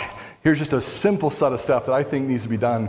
A lot of stuff around better funded open source communities, more savvy open source aligned businesses. Obviously, this is something I care about. How do we get businesses to be more open source aligned? We need better software that lets experts in something besides programming use the computational resources without sacrificing too much performance. Python's been operating on the boundary of that space for a while. And it's done a pretty good job, actually. There's more to do. It's done a pretty good job. Dashboards and visualizations that connect real time to data. Data integration, data management's a big problem, but you see all the time people kind of writing reports or writing, here's my report, it runs a week. Well, can I just click this button and have it updated like now? Oh, well, no, we've got to go through 15 iterations to get you another report. And then, of course, sharing and reproducing is a big problem. This community, I will say, it's my one ask, right? Please, please, please don't encourage people to ship vendored wheels. Right? Don't encourage people. I know pip is nice. I know you love it. I know this whole pip conda thing. We created conda to solve SciPy data problems. Right now, there's a lot of other things that have emerged. There's other good solutions emerging. But pip is not solving the problem yet. And it's actually creating more problems by encouraging people to vendor wheels. What that means is, oh, I have TensorFlow, the Python library. It also depends on TensorFlow, the C++ library, and 3 other C++ libraries that are not Python at all. How do I get the person to get those installed? Oh, I know, I'll just package them into the wheel. And so all of a sudden you're pip installing something that's a Python library that embeds a particular branch of a Git repository that has other releases that you've just vendored. You can make it work, it works, but the technical debt is real, and factoring that out is hard, and you're basically making the problem harder. You're making a problem even harder. There are better solutions out there, they just need improvements to the pip ecosystem to take advantage of them. Another thing I think is underappreciated is Python. Python is a fantastic extension module creator. It's underfunded. There's only a few people maintaining it. Anybody here use Python? Raise your hand if you're a Python user. Okay, a few more people like that. Python's a brilliant library. It actually was primarily funded and grown by Sage Math. William Stein, a good friend who did this incredible work to create Sage, which is a mathematical application using Python. And he used Python to create a lot of extensions. It basically would have made my life a lot easier if I could have just written Python code instead of all this handwritten extension code that uses figuring out memory tracing and reference counting. But Python is a compiler in a world where all the compiler people are going to other places they think is more sexy. So Python's underfunded, needs a lot of help. There's a proliferation of tensors and data frames. Everybody's in the game now. Everybody's doing their own thing. Cooperation, standardization. Data APIs is actually an effort in that direction. It's going pretty well. PyTorch and TensorFlow are very complicated. We'd love to see something there in the future. There's too much reliance on C++, I think. I mean, Rust is cool. C++ used as more like C is fine, but the object model of C++ is actually pretty complicated.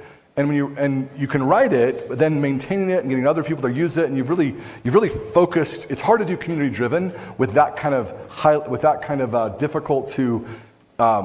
You can write amazing C++ code that nobody can read. That they can read you, they can use the library, but kind of figure out what the meta template programming is doing. It's kind of like debugging is twice as hard as coding, so if you write code the very best you possibly can, you'll never debug it. Like, a lot of C++ looks like that. It's like, that was super clever, I have no idea what it's doing. Good luck maintaining and explaining to somebody else.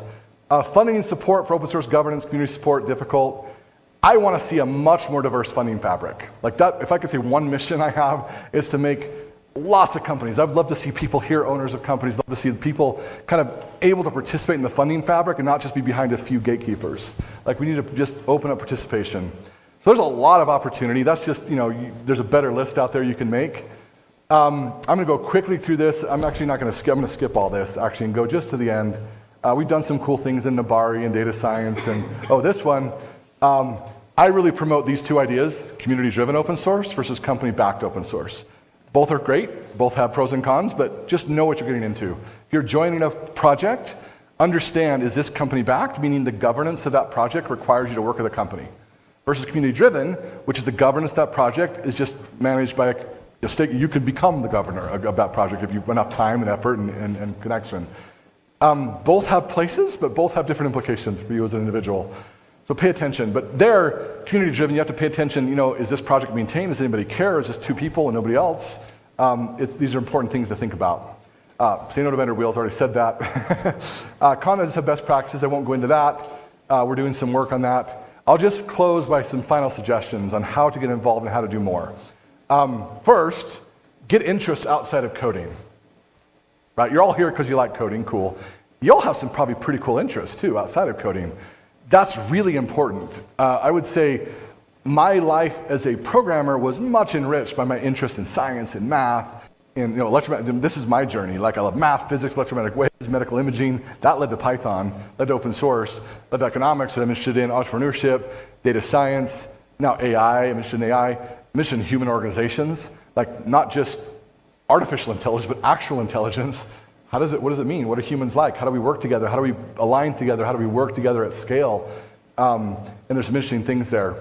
Man, it's never been a better time to be a Python programmer than today. There are so many cool libraries out there. I mean, it isn't even doing justice, right?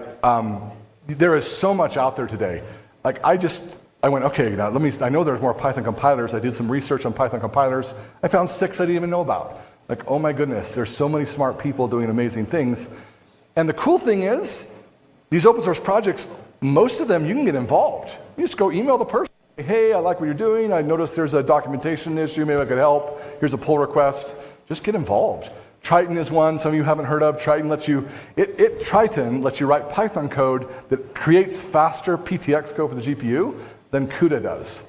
So OpenAI created Triton, and it's the spirit of NumPy. I love it because exactly what it's trying to do with NumPy. We saw, hey, if we write code at a high level, we can build better binaries. We can build faster code. They're doing it, and they're doing it amazingly, actually. And now PyTorch depends on Triton because they did such a great job, and they're doing better than the CUDA programming. So it's really super awesome. And awesome Python has more lists there too. Dive deep into things. You've got to know about stuff. There's never been more opportunity if you dive deep into something. You can't just watch quick 30-second videos and you won't learn enough. Like you'll know enough to talk and have cocktails with somebody, maybe drink a cerveza, but you won't be able to help. It does take concentrated effort to learn deep, and there's tons to learn about, from WebAssembly, which PyScript is based on. if you want to help Fabio with PyScript, go learn WebAssembly. Then you'd be awesome. Go learn the details of Web3. Linkers and loaders, how do systems actually work? How do they go from code to something that shows up in my OS? And what does that mean in a world? The LLVM infrastructure is just really cool. If you learn LLVM, you can just do magic in Python. You can just code generate. And then posits. Posits are I'm a curious person. There's actually a new way to represent numbers on computers. Super cool. As you participate in open source, do so authentically. What does that mean? I don't know. But some smart people in 2020 kind of got together and made a list that looks pretty good, because you see a lot of people doing open source now, and you kind of go, what makes open source so it becomes like the Python community, and what makes open source so it becomes like, I don't know, the TensorFlow community, right? Well, yeah, it's open source, but everybody's just mercenary there. They're just getting a paycheck. So how do you make it so that it's not? And there's some people thinking about that. How does it work? I think starting early is one. I can certainly vouch for that. Sometimes you're embarrassed because you put out a project before it's perfect. And I know a lot of people have this sense of, I got to do all the hard work, then I'll dump it onto the world, and then it'll all be great, right? That's not how NumPy worked. That's certainly not how SciPy worked. And yeah, it's embarrassing because, there was some stuff there that's kind of crummy. But the cool thing is, you actually got people to go, hey, I can make this better. Like if you did all the hard work, then there's nothing to do. And then people go, okay, thanks. But there's nothing like getting people who actually mix their effort and time into your thing. So then that's their thing now too. And now it is truly a joint community thing. I think starting early is important. Putting community first. And this is really important for me as I think about businesses. Seen it numerous times. I love businesses. The community about open source projects are different. We have community-driven innovation. That's why Quantsite Labs is a separate organization. We have people putting community first is really critical. Understanding what the community needs are. Listening, a lot of listening. I was having a conversation earlier today, and one of my colleagues listens super well. Fabio, you do an amazing job. You're a great listener. And then be clear about your motivations, like why are you doing this? Enforcing respectful behavior, then having an exit gratefully. I have exited from my efforts, like both at NumPy, SciPy. You don't do it forever, and other people need to take over. Finally, code with a community. And that means care about people more than code. Ultimately, it's us together that makes Python amazing. It's us together that make the world amazing. It's us together that will make the next generation of software amazing. So let's keep going. Thank you.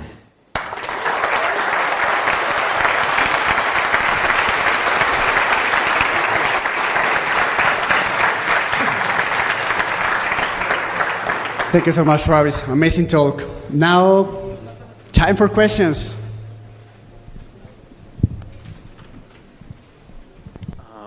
Hello. First of all, thank you very much. That was amazing. So when you were talking about the OSA, you mentioned some requirements for joining, like with time. So I wanted to ask about the Open Teams Incubator. Does it have any similar requirements? No, incubator is much different. Incubator, the biggest requirement is grit and passion and a company. So incubator is a totally separate thing I didn't really talk about, but we have programs like Entrepreneur in Residence. We have kind of go to -1 to 0. Like we can go to 0 to 1, but -1 to 0 is the hard part. Like, yeah, I want to do a company someday, but how do I do it? So we call it an Entrepreneur in Residence program. Maybe -2, yeah.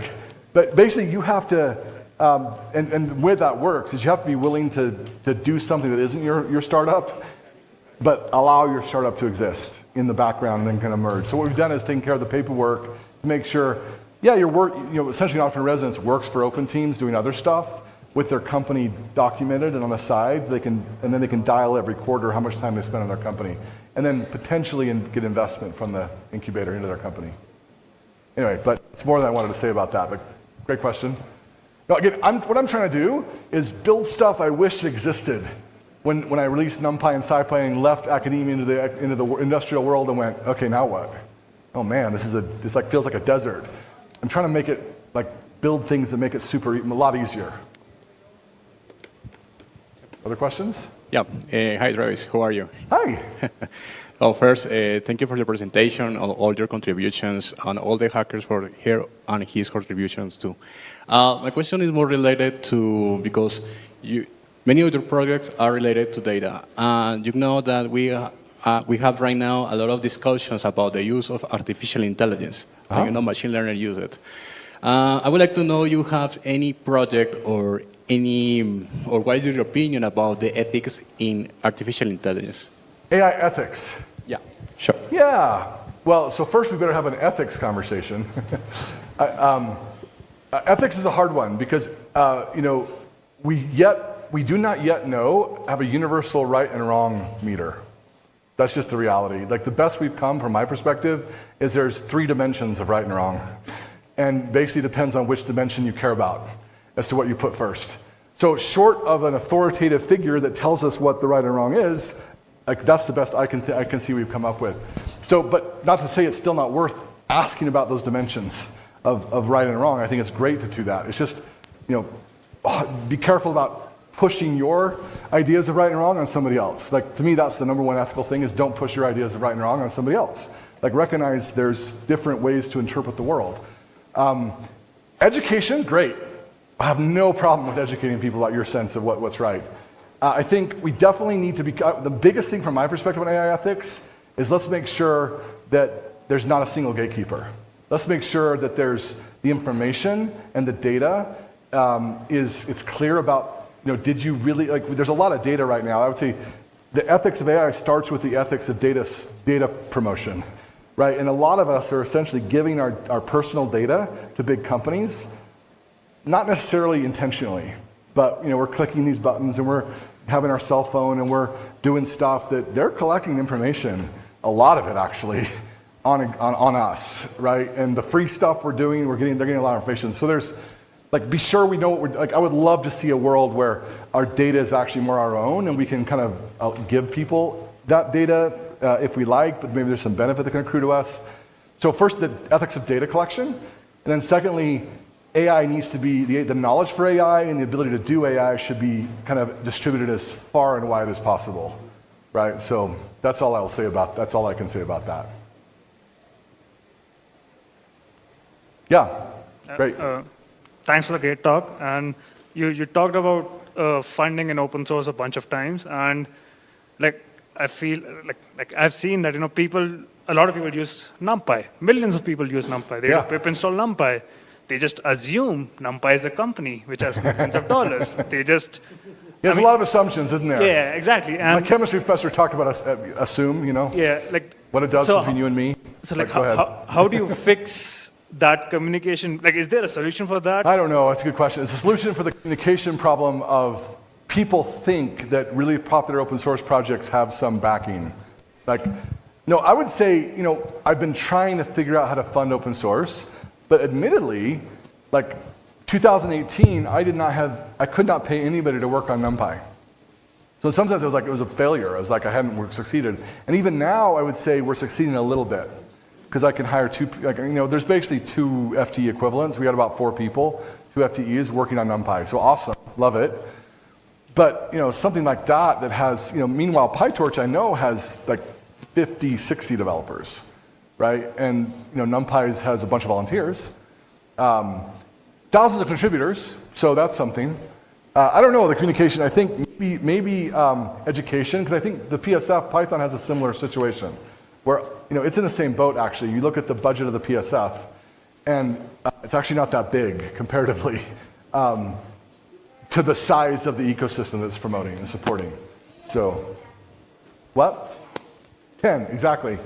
Yeah, and so I don't know, maybe education, maybe sharing, helping people understand that, by supporting open source, by coming here to this conference, you're actually supporting the open source ecosystem.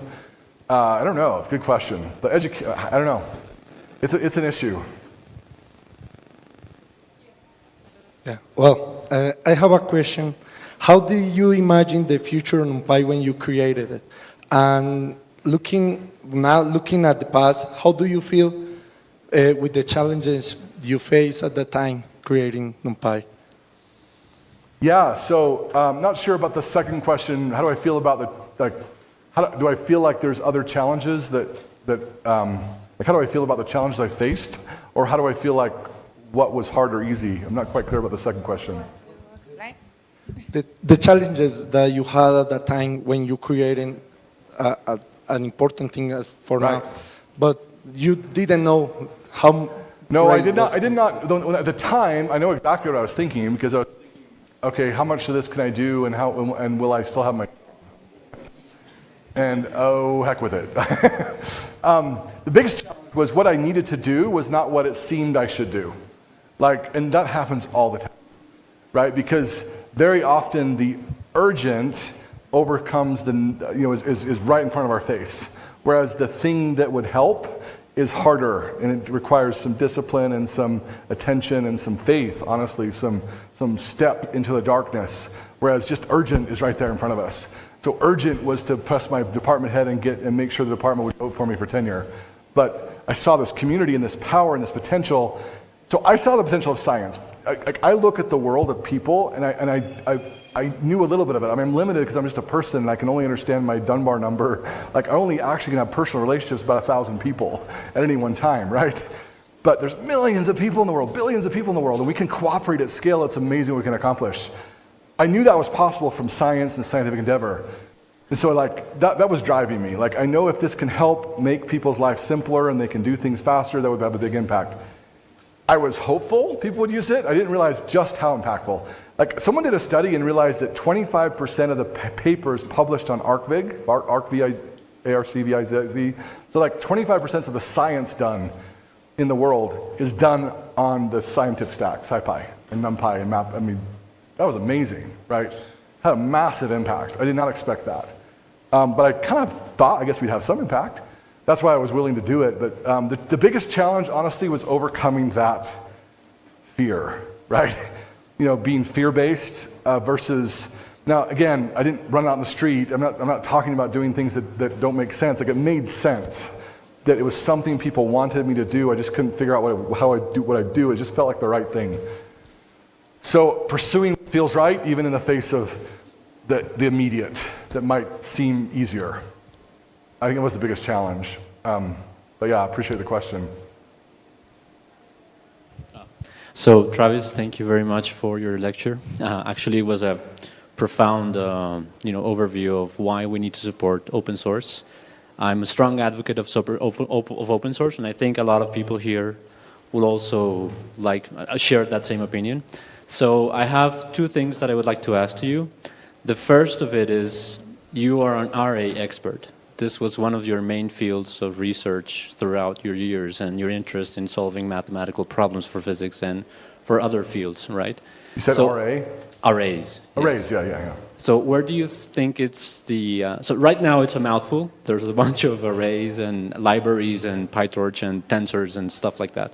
So one of the first things that I would like to ask is, where do you see the direction should be as a community pushing forward? I know that having multiple projects is very good because it's competition. It's also, better, different ideas, pushing forward the boundaries of everything. But also, I think we have spread too much. We need maybe some kind of coherence right now. The other thing I wanted to ask to you is, I'm still wrapping my head around the new random generator from NumPy from version 1.22 something, that it changed the way that things worked. So this raises a question as, what were the biggest mistakes that you see now looking back into the development track of NumPy or SciPy? Which were the biggest mistakes that you think, and that they still punish you? Yeah. And even nowadays, like, Yeah. I would like to go back and rewrite this stuff. Yeah. I could go into how long do we have for that one? First question, I would love to see consolidation. Data-APIs is trying, right? Actually supporting standardization of APIs is a really valuable effort, both on arrays and data frames. The other place I'd love to see more cohesion is basically compiled Python. Right, like Python, Numba, JAX, Triton, and then could we maybe even have some of the folks from the PSF or the Python steering committee, maybe people who are really good at typing, kind of maybe join those conversations. I'd love to see a little more there, but that needs to be sponsored and funded from somebody. Yeah. Well, invite who actually is the question. Yeah, you figure out who will come. That's great. There's right now on the steering committee, I don't know who the right person is, but you can maybe help me figure that out. Then I would say on the mistakes. Okay, mistake number one was the Python 1 typing system. It should have been a better. I know actually how the type should work in Python now. Sebastian's doing great jobs to move in that direction, but it would have been so much easier if he'd done it right the first time. We would have had a so beautiful system. It would have been actually really nice, a Python type system. In fact, it might have helped us even. Potentially, in the back of my head with the metatype concept, you could basically have a metatype that is an array metatype, and I kind of would love to see the Python type system get simpler. Right now, there's a lot of special methods that are baked into every single type, and I wonder, is that necessary? Can you have more of an extensible system where the basic metatype has a few, and then you can kind of add new ones with this metatype concept? So that was one. I think we could have done a better job there. Two, cross products instead of the zip line indexing. I remember that conversation. I was persuaded by the NumArray people, but they were wrong. We should have done cross products from the beginning and had a zip. The zip is a useful tool. It's useful, but it should have been a method call. So cross products on indexing, and that shows up, and actually it showed up very badly when you mix currently. There's a really, really terrible behavior. Most of you don't do it, fortunately, but it's really embarrassing. If you put fancy indexing, like a list of indexes or a mask, and in one dimension, and in another dimension put a slice. What does it do? It's stupid what it does, actually. And I wrote about it in kind of NumPy, and I look back and go, who was the idiot that wrote that? And it would have gone away if we'd have just done the right thing and done cross products to begin with. It would have been clear what to do. Because the part was unclear what to do in that case. And then we should. So actually what I should have done is punted and not done anything. So, if you don't know what to do exactly, don't do anything. Just raise an error. And then you can start adding back when you know what to do. I would say that was a big mistake, was thinking this happens to all of us. We think, we want to make it complete. We want to have this thing that works. And so you don't really know, but you guesstimate. And just don't do that. Just raise an error, right? And get better input from other people. I would say that was a huge mistake. Those are probably several. Yeah. Yeah.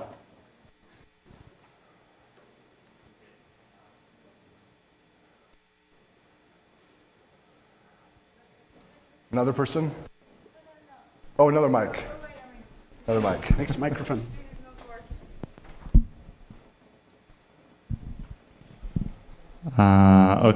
So you mentioned that one of the current problems of Python is its reliance on C++.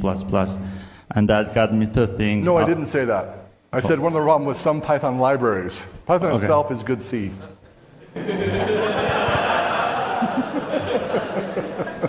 Okay. Go ahead. Sorry for my confusing statement. No worries, no worries. So that got me to think about the recently announced programming language Mojo. So I would like to know what are your thoughts on Mojo? The Mojo question. So I did have a chance to talk to Christian for about an hour about modular and Mojo. I'm enthusiastic about the ideas. I'm hopeful. I would say, ask me when it's open source.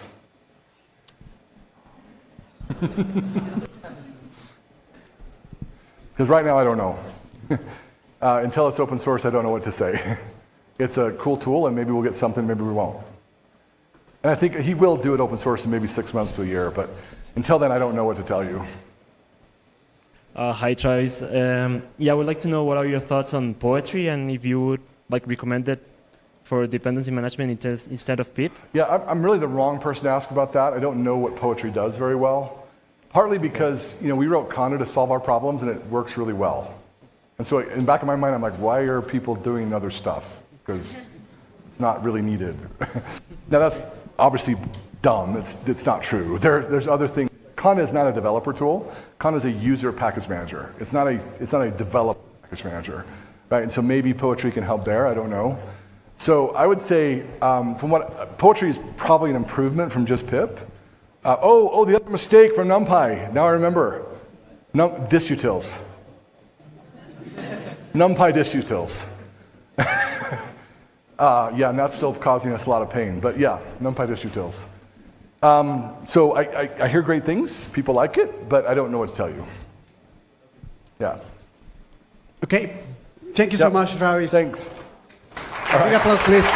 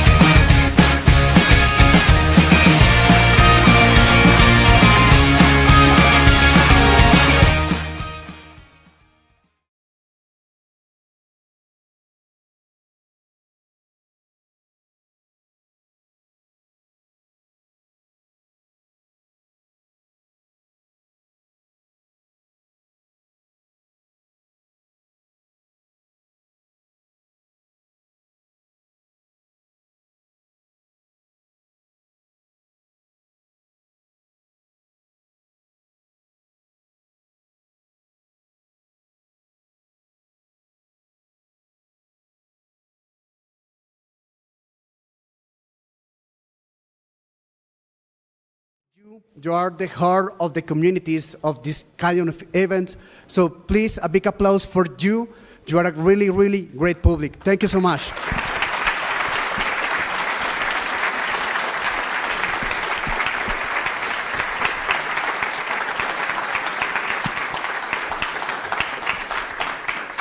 Thank you for all the speakers, the keynotes, the people who make a big effort to be here, to transmit anything they know, and try to share the time.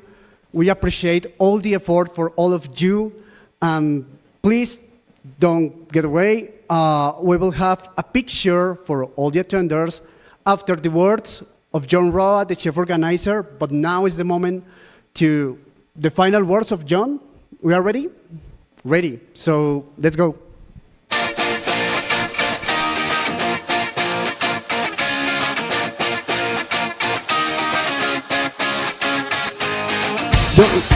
First picture, no.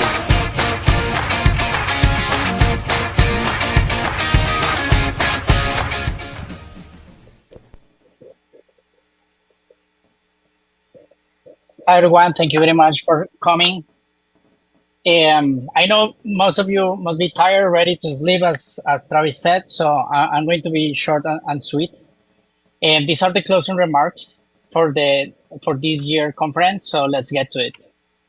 So first, I want to reiterate on why are we doing this, right? And the reason we're doing this is to put our country, Colombia, to put it on the map and show to the world that we are able to organize a great conference with great quality. Of course, we need a lot of help from the Python Software Foundation, the keynotes that accepted our invitation. So thanks to them, this is possible, and we are doing it. We are putting Colombia in the map, and now our job is to continue doing it. Right? Once you start, then you have to be consistent. And thanks to all of you, we are doing this. So this being said, I would like to use this space for to share some thoughts about awareness and gratitude. So I was thinking, like, most people like to participate in these events, and they say, yeah, this is great. And people says that, in general in life you should be have gratitude about what you have, right? And I realized, like, sometimes the level of gratitude depends on the level of awareness on what you are getting and the effort that other people is doing for you to enjoy these kind of things in life, or in this case the conference. So I would like to join me in a small trip, to check out a little bit of to have a little bit of awareness of what does it mean to create this conference. So first, keynote speakers. So as you know, though most of the keynote speakers are, if not all, are world-class experts.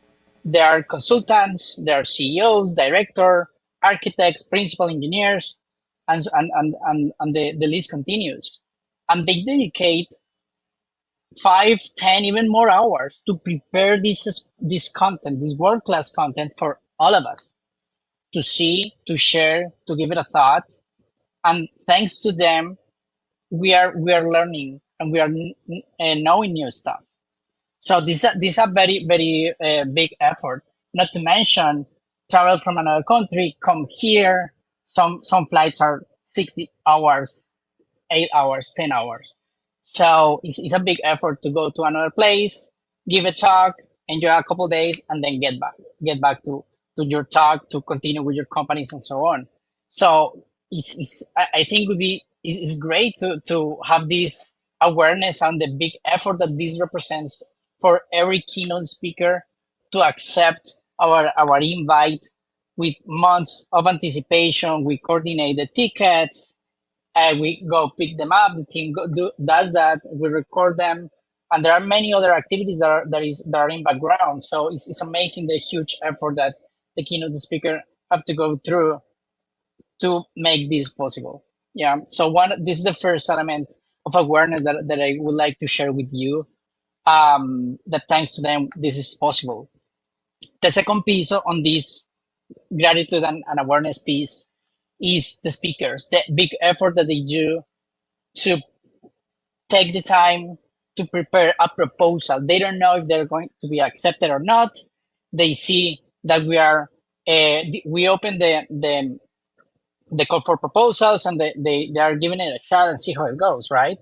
After that, the committee check out the best proposals, they get accepted, and then they get to prepare prepare the slides.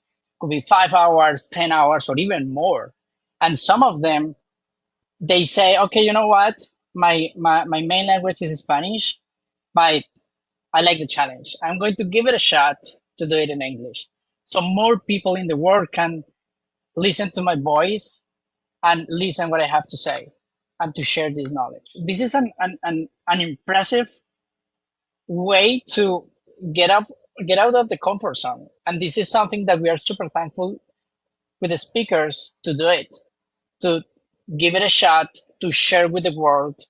And some of them is their first time. They're first timers, not only in the conference, but in general, being in a conference, and they want to share and getting to know the new generations.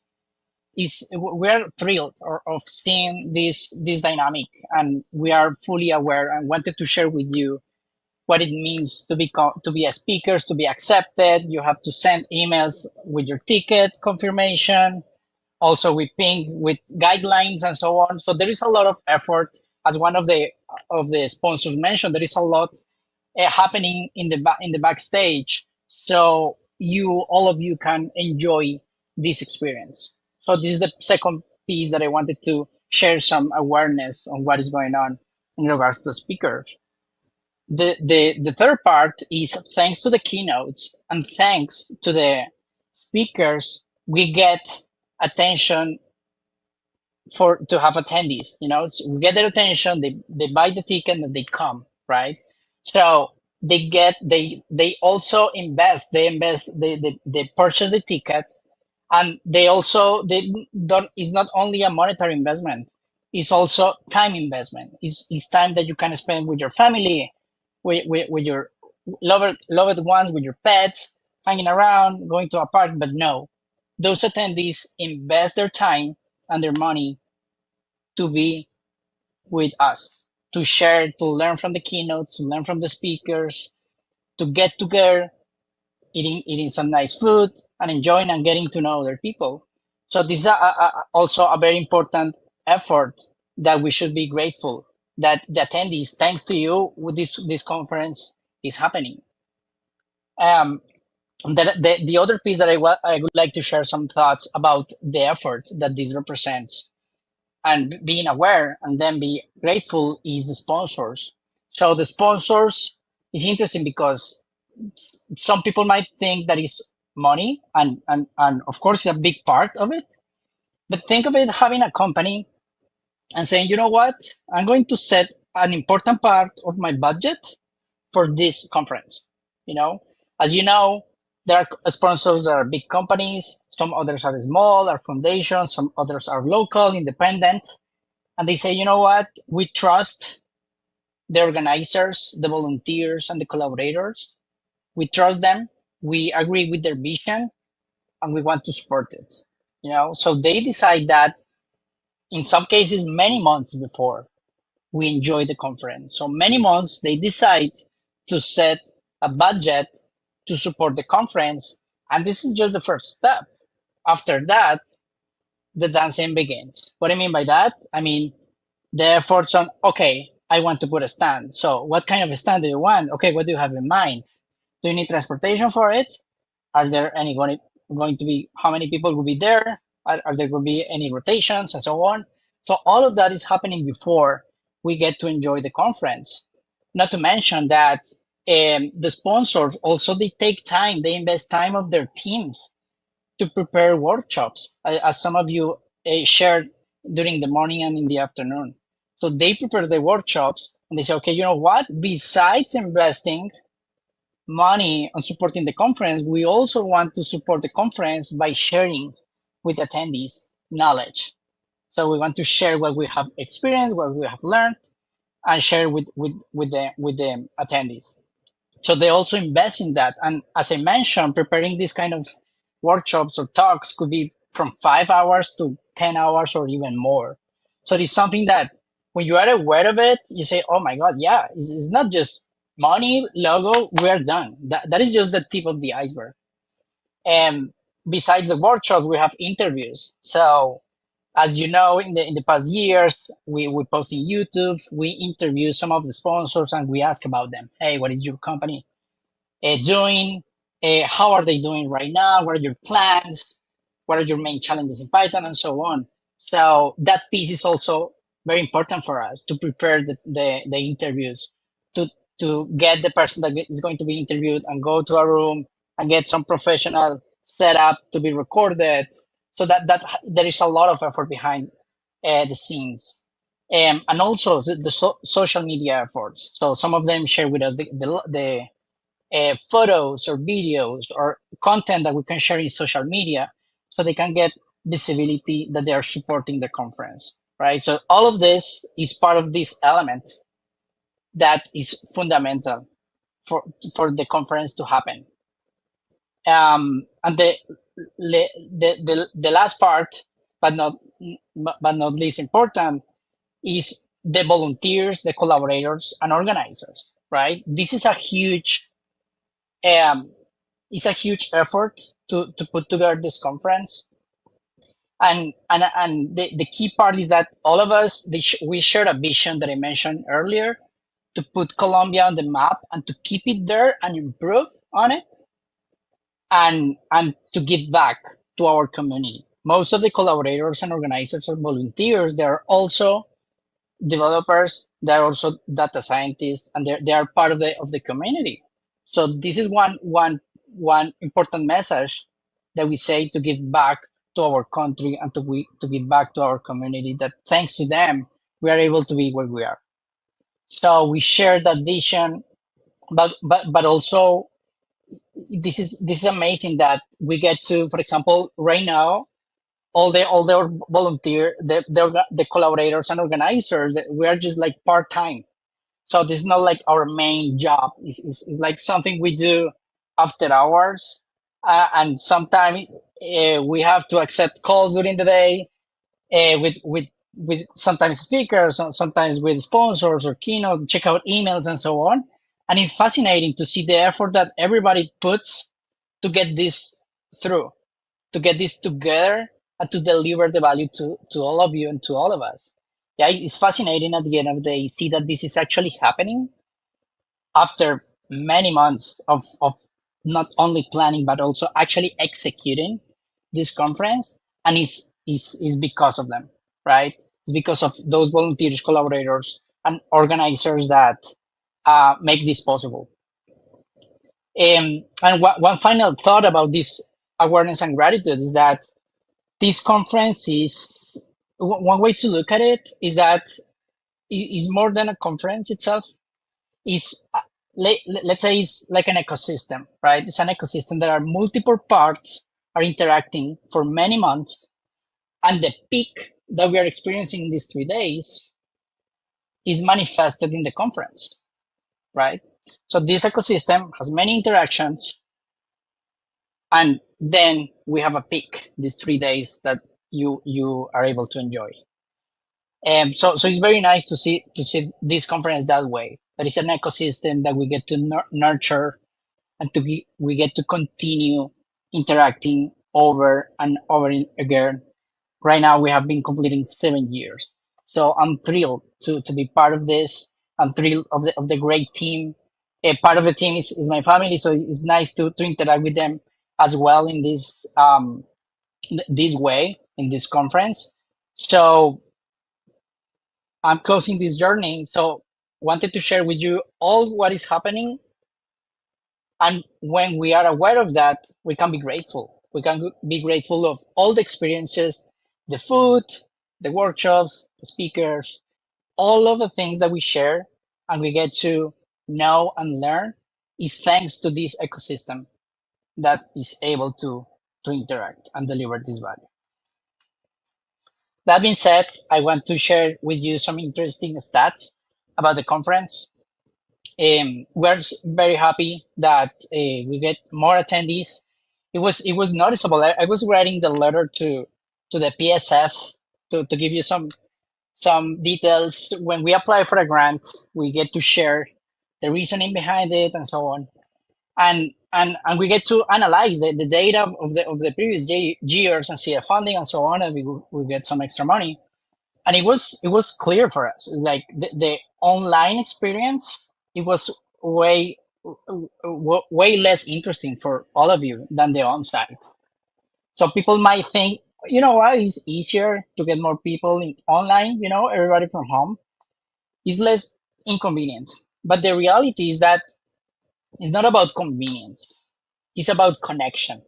It's about connection with people, with the people that we admire, the people that we are colleagues, or the company team members that we share every day or some days.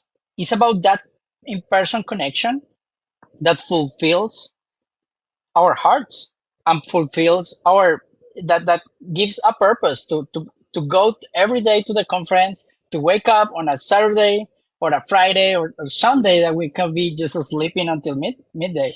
until lunch. But no, we make the effort and we get there because we are interested in the connection, not only on the convenience. This is something not small to point out. So thanks to that, we were able to get many more attendees than the online edition, and we hopefully continue to do so. I would trust that there are no pandemics, fingers crossed. So let's see how it goes. The other stat that I would like to share with you is, of course, you know the keynote speakers, and we are thrilled to see. Although the initial vision to put Colombia on the map, but it's to see that we are not doing this alone. We're doing this because we get support from people from our country, and in this case, the keynote speaker, they were from Brazil, United States, Poland. In other years, we have been able at keynotes from other countries. So wanted to give you this visibility on the impact that this conference is having right now. The next item that I would like to share with you is the speakers. So speakers, we got 51 speakers. I'm assuming speakers and workshops from well, it's 9 countries, but it's actually I missed another piece, but it's actually 9 countries, 5 countries from of course Colombia, but also Venezuela, Ecuador, Guatemala. There are others that I missed in the slide. Sorry about that, but we got India. We got well other countries that are here. So it's fascinating to see that although is focused on Colombia, we are getting this interest from other closer countries, or sometimes not that close, such as India. But they come here, they go, they check out the call for proposals, they apply, they get accepted, and they come here just to share with us these 3 days. This is a huge effort for people that that like to travel. Imagine just go to a country, give a talk, have some beers, and get back. 3 days, 4 days, that's it. So these are huge efforts, and it's fascinating and inspiring how these speakers are contributing to the Python community, not only in Colombia, but in the world. The next item that I would like to share is the scholarship. We're proud of the impact that we have had via scholarships. In the past, it was difficult. We got some applicants. We check out. Some of them actually needed to be supported, and then they got accepted. But this year has been the year with most scholarships that were accepted, and we want to become a bigger number the next years. Let's see how it goes. But we are very happy about it, and because as I have stated some other times, like this is happening not for profit. This is happening to be sustainable in a financial way, but at the same time to create the biggest impact as possible in our community, and we are making it happen. So when we say, hey, we have a few extra bucks, okay, it's not profit. It's what is the best way to focus this money on delivering higher value. That's the main discussion. So one of the ways to do it is via scholarships. And also, I would like to share that we are very proud that right now we have 15 sponsors and partners. As I mentioned, it's a big effort, not only financial effort, which is a pretty big deal, but also all the other effort that implies to be part of a conference. And these are our sponsors, the Savilian University. You know, you experience and you enjoy the campus, but also Elastic, Endava, Bolt, SoftServe, Monoku, Hanson, and of course the Python Software Foundation. I would like to highlight their work, especially Python Software Foundation and Monoku. They have supported the conference since the very first version 7 years ago.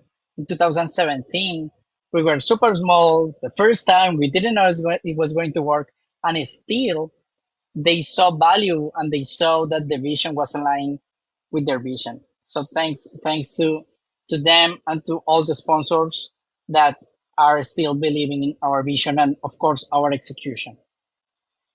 Also, we have Monadical, Adi, Nearshore, Teku, Bangkok, and Enter.co. We are very happy to see how new sponsors come and they ask about the conference, and they get to know us, join calls, and they see what we're trying to do, and they like our vision. So we're proud of getting more visibility to to the conference, to more companies, so we can get to a broader impact in the community. Wanted to highlight once again the team that makes this possible: the organizers, collaborators, volunteers, of course, the people that help us with social media, videos, interviews, also the streaming that we got this year, and also this big, very nice screen that we got in the auditorium, also the sauna and so on. So thanks to them, this execution is possible. This vision is able to be completed and executed because of them. Yeah. As I mentioned, it's a big effort. Some of them were testing me. It's like, oh my God, I'm investing a lot of time on my regular work days on this conference. And it's true. The last 2 months are tough, We get to swap between Pycon and the regular job. So I cannot thank you enough to all the team for the huge effort that I know this represent.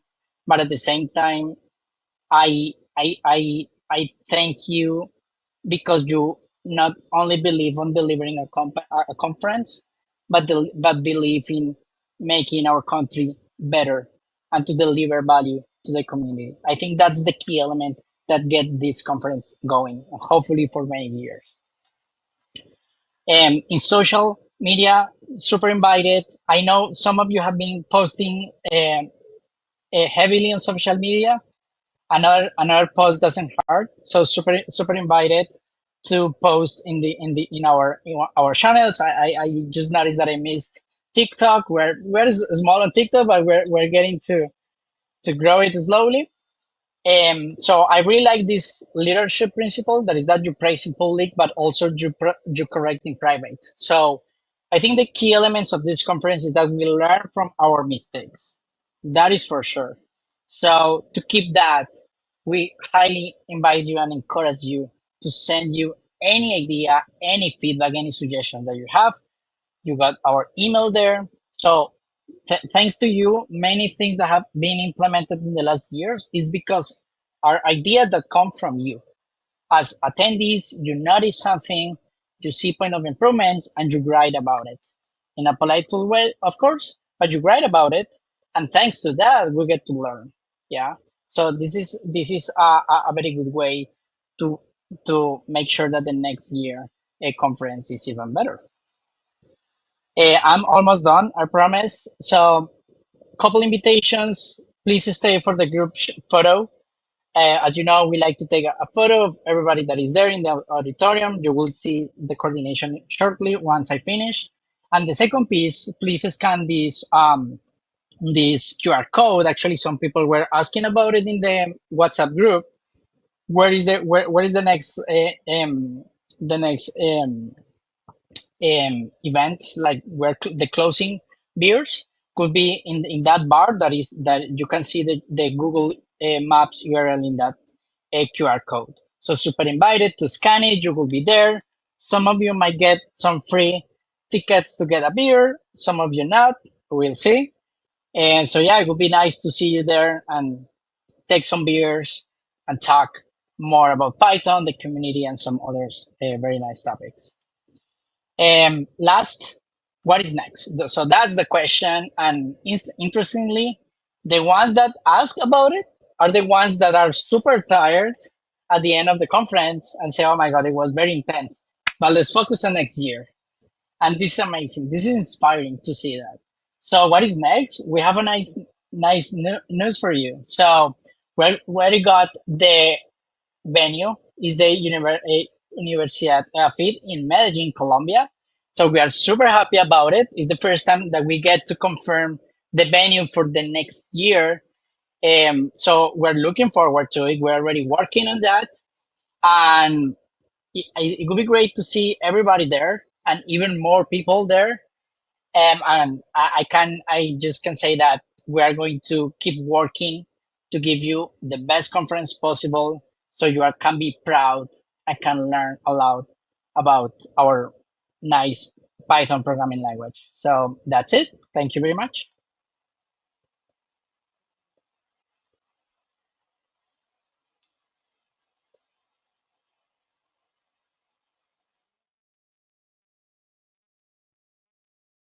Last night, we started to planning the conference for the next year. We spent 1 year planning the conference. For that reason, all your feedback, all the things you could share with us about your thoughts, about how we could make this conference better for you, please feel free to reach us. That is the idea. This conference is for you. So thank you so much, and come here for the picture, please. But fast. And after the beers, better motivation?